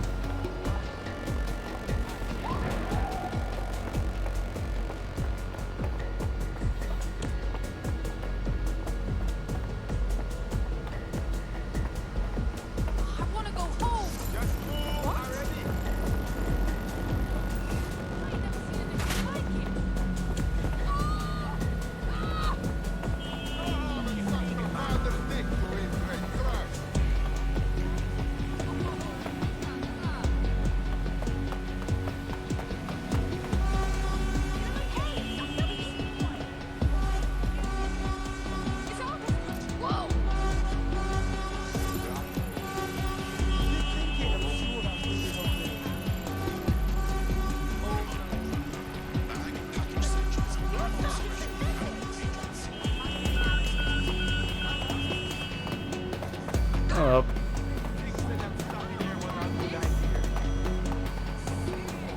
She's marked.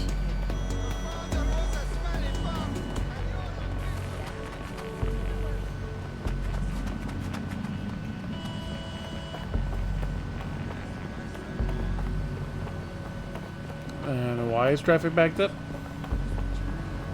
Was it my fault?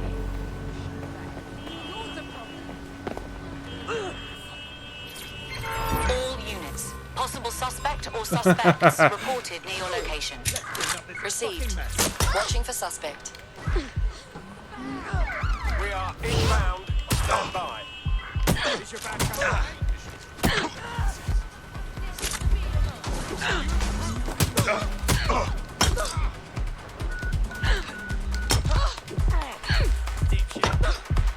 One more hit. No, I dodged, but okay. I dodged, but okay. But that'll get us fucked up if, like I said, once permadeath kicks in.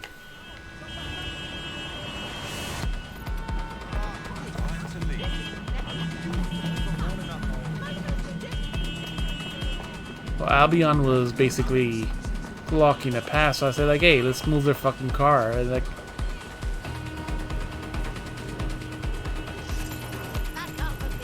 hack, steal, you know, malware protection.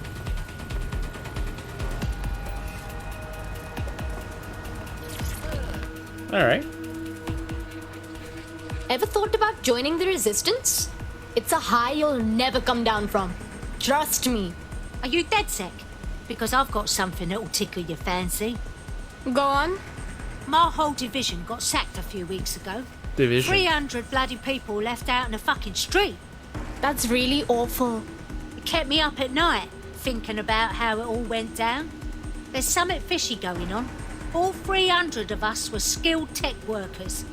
You can't just replace that many people so soon. Damn right. You want Dead Sick to do a little digging then? Find out about your replacement and all? Hell yeah. Exactly. Help me with this, and I'll make it worth your while, if you know what I mean. She wants me. I mean, yes.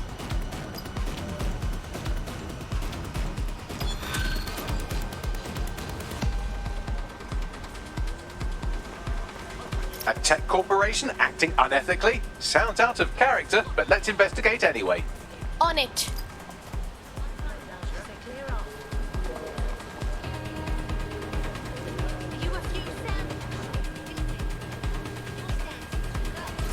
Alright, fuck it. We got a taxi. Come on in.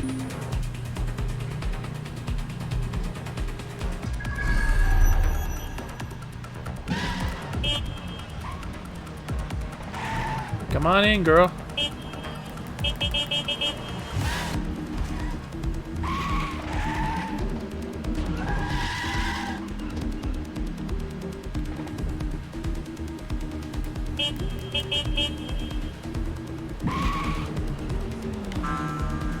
as always, my next door neighbour in these Netherlands of nonsense. It's Alice. Yes, indeed, it is Alice. Alice, who the bleep is Alice? I am not Investigate the going to tell you replacement. that, but you can just sort of sense it from the timbre of my voice. Let's spin the wheel and find out where we're getting today's news from.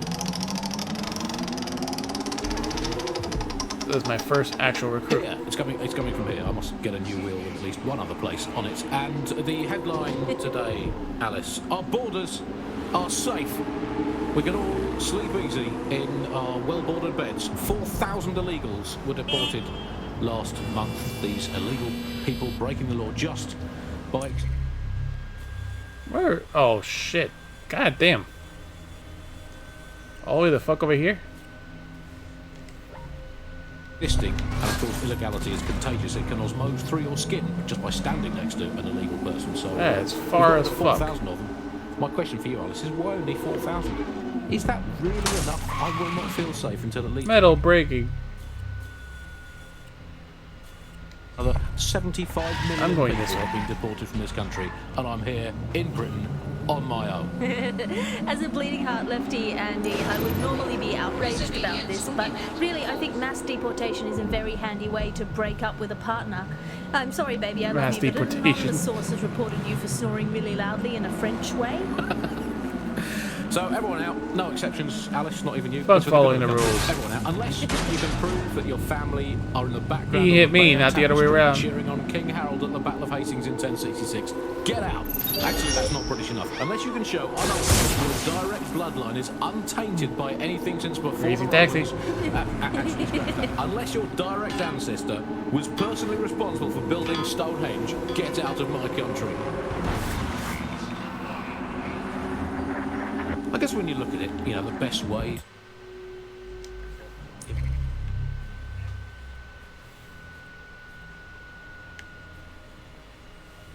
apart from, obviously, the end of the world, to make the place you want to stop people coming to as unpleasant as possible. So, well, we absolutely are doing that, Andy. Well, you know, fair play to the government for helping us with that.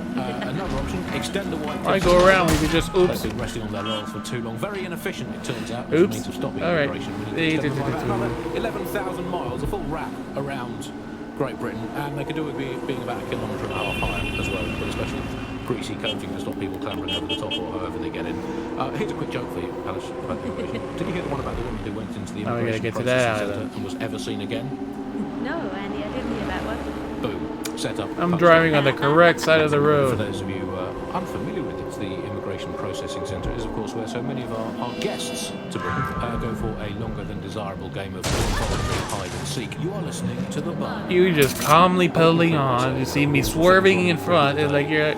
I think immigration is right. Like, fuck it, I can make it. Think of all the health professionals we've stolen from overseas over the years here in Britain. Look at that guy driving in the middle of the road. Ah, who gives a shit? We don't get paid to be worried about crimes like that. It came from the expanded arm of the empire when Britain was still reaching out rather than folding in on itself. Most of us just come here to visit our stuff in the museums. It's the British way. Speaking of international movement, Britain has recalled all European ambassadors after a spy scandal. I think this is probably a good thing, because British foreign politicians are always putting their... You've arrived at our contact's former employer, and aside from some heavily armed security guards, it's basically a ghost town. Cool. I don't think this replacement is on site. Dig around and see if you can figure out where they are.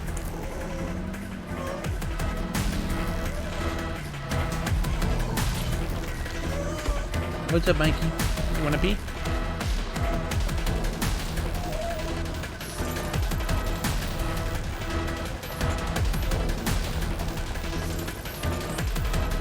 Drone summon. Oh, that dog has to pee. Be right back.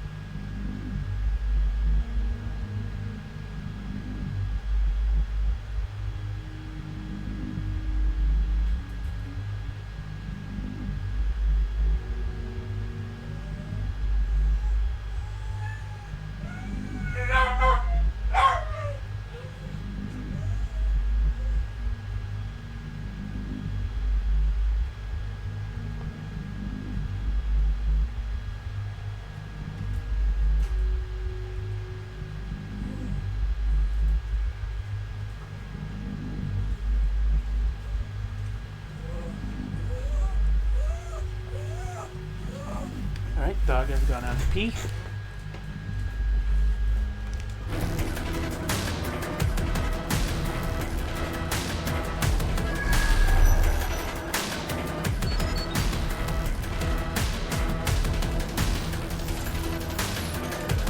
Courier.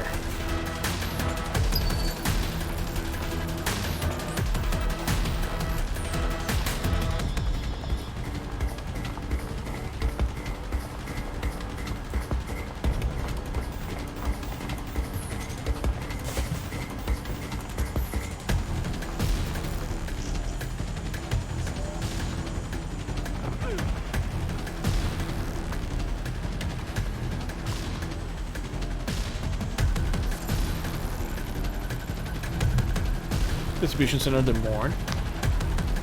Heavy melee weapon.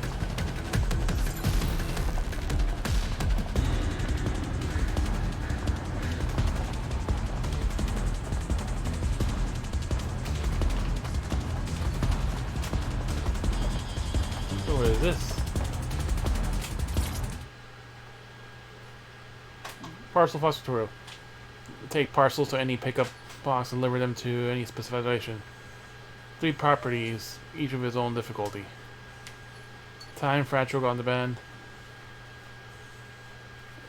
Okay, we'll do that later.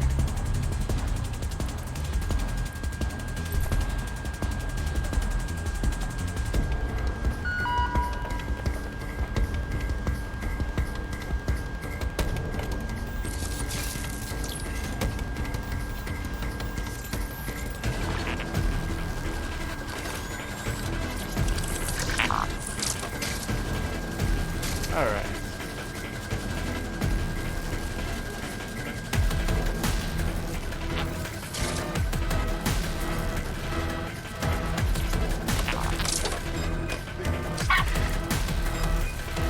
Don't like the look of the spine. Get to lockdown. Who's hacking this thing? I know you're there. You son of a bitch. Not seeing anything here. Moving elsewhere.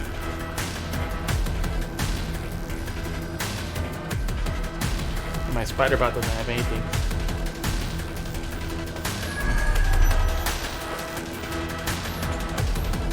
Nothing to report. Checking elsewhere. Any sign of the target?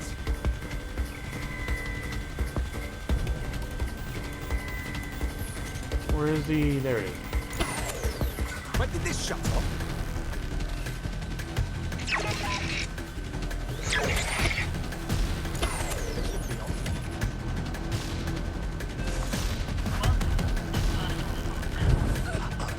There.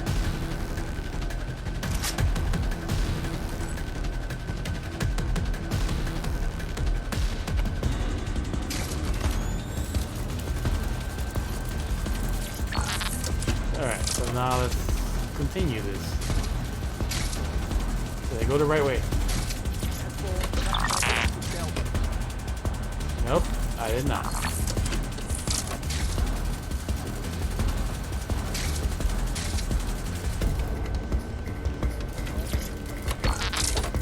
Actually, I think I did.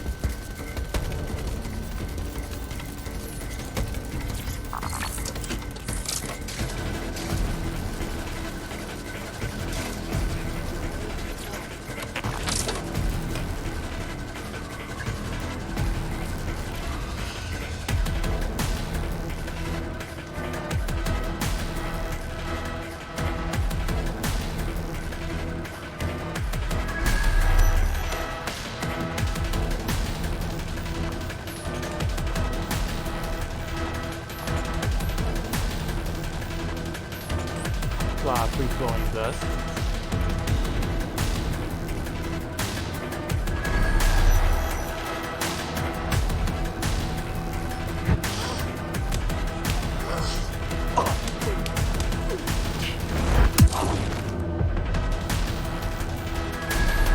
So you're not supposed to be here. We don't care though.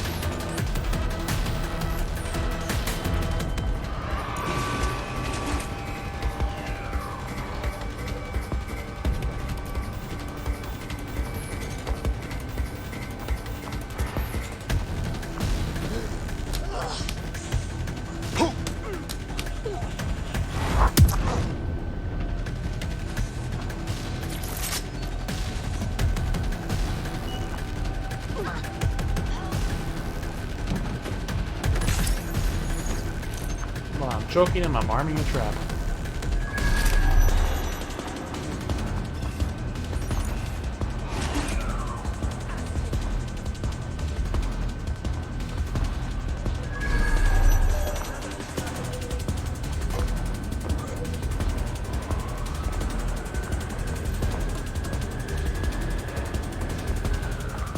Alright, so we gotta go upstairs to get to the other side.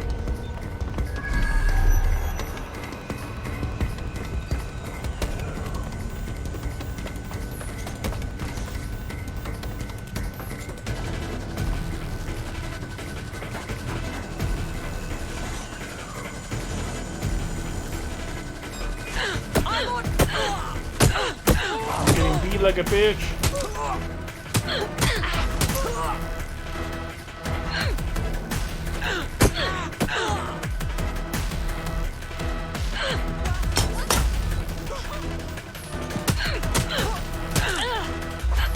Oh.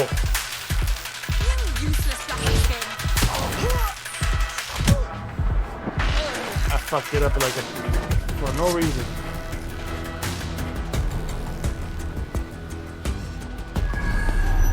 She was protecting the coffee room.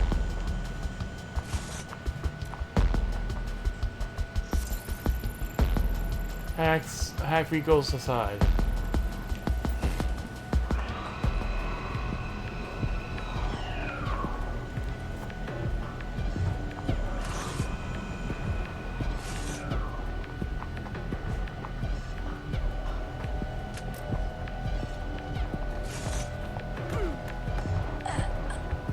Fuck your CPOS.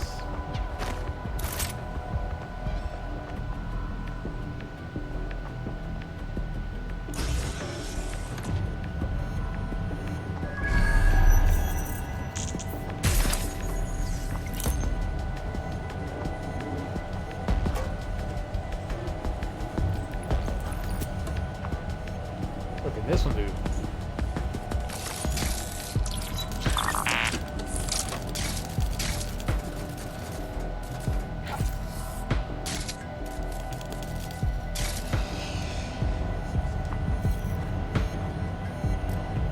Sweep the area!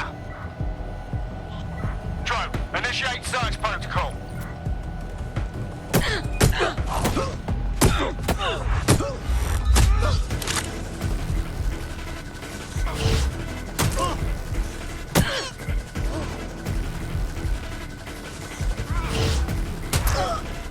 Countering is honestly the best way to beat any of these.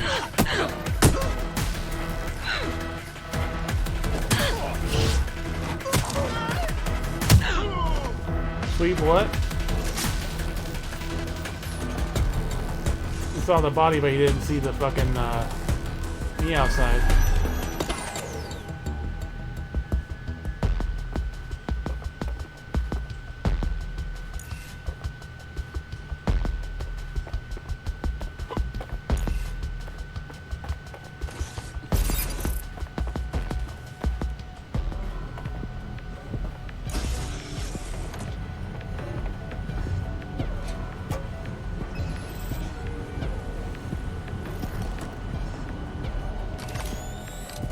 What was I doing again?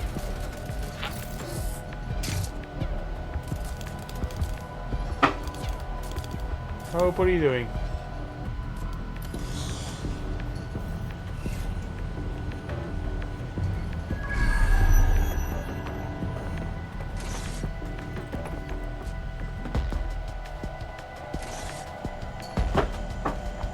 Oh, they're not evil, they're just a technician. It could be.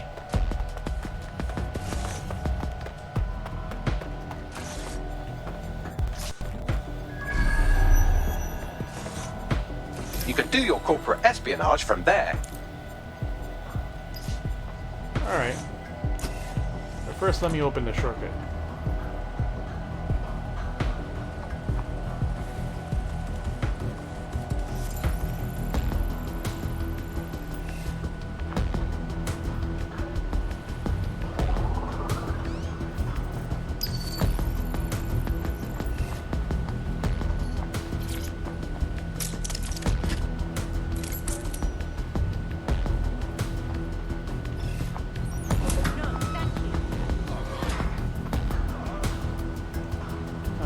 shortcut.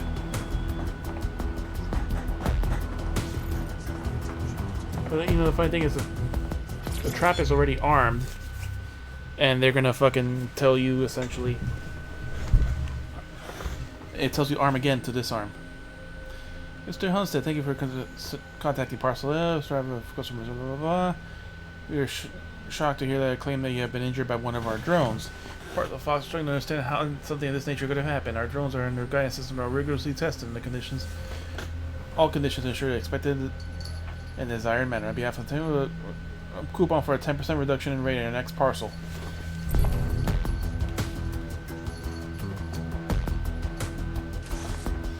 $10% off.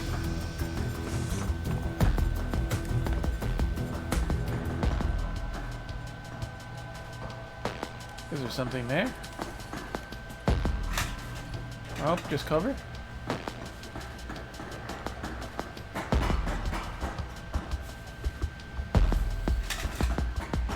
Oh, what are you doing?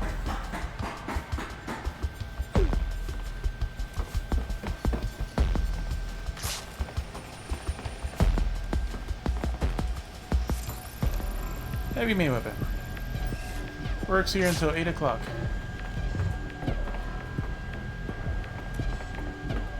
Oh, what's up here?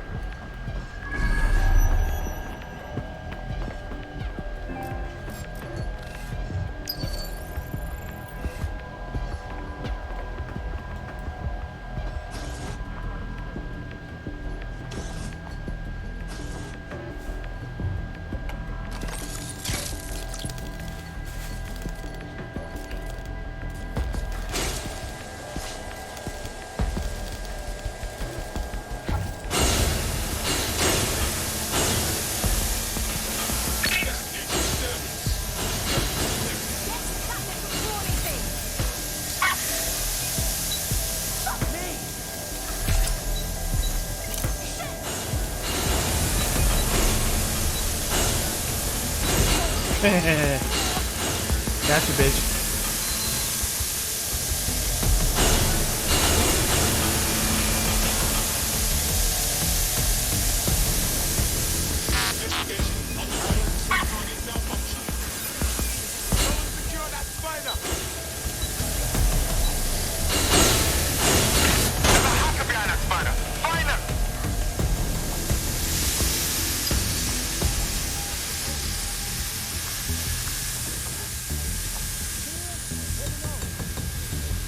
Oh, the key is down there.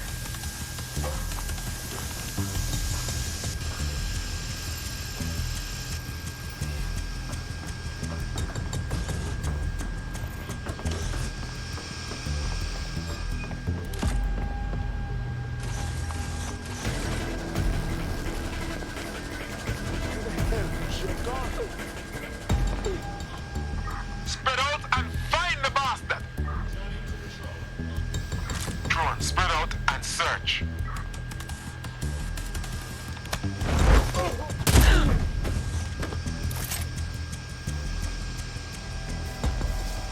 Alright, so let's get the key.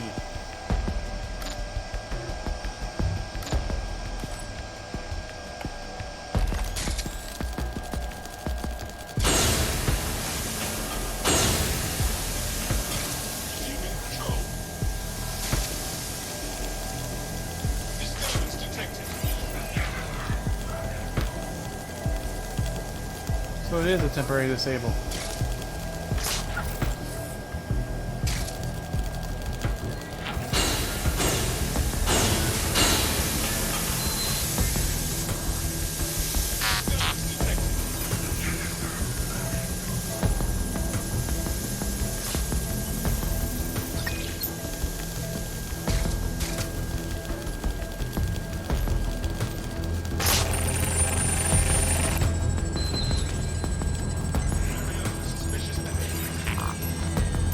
Keep disabling the bitch.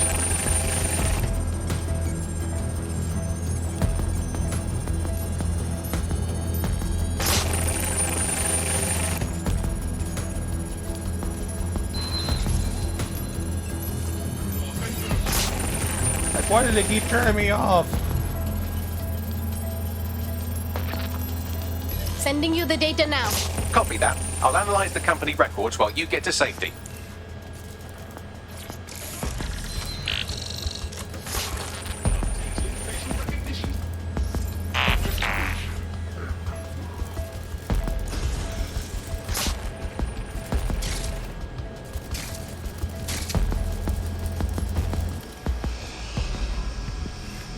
The demands of being a DedSec operative are all consuming, so taking app gigs is a good way to make some extra quid that works around your new schedule. Lots of people will pay well to have their sensitive packages handled with care, and some will even pay you for deliveries. Ha ha!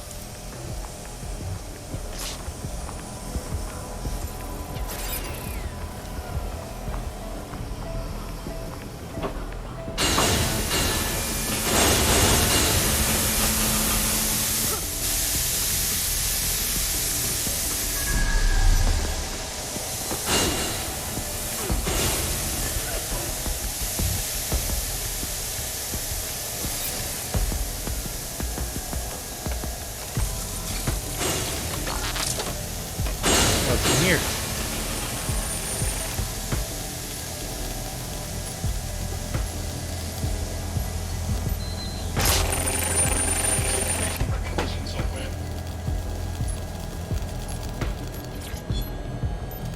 Checkpoints.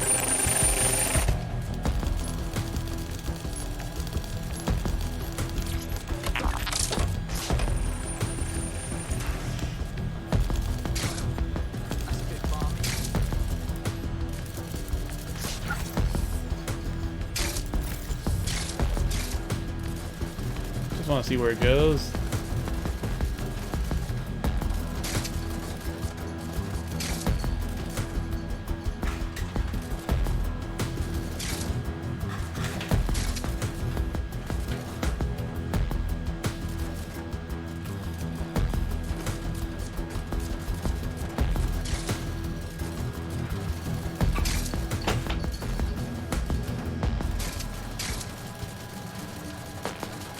That goes nowhere. This is just a drop from somewhere else.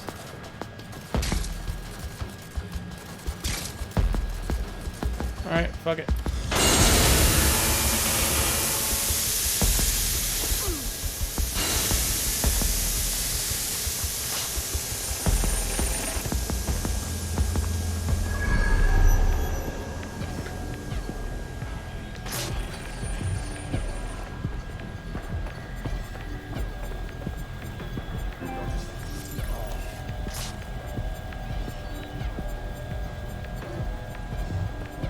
So if you didn't have a spider bot, you could choose to call one.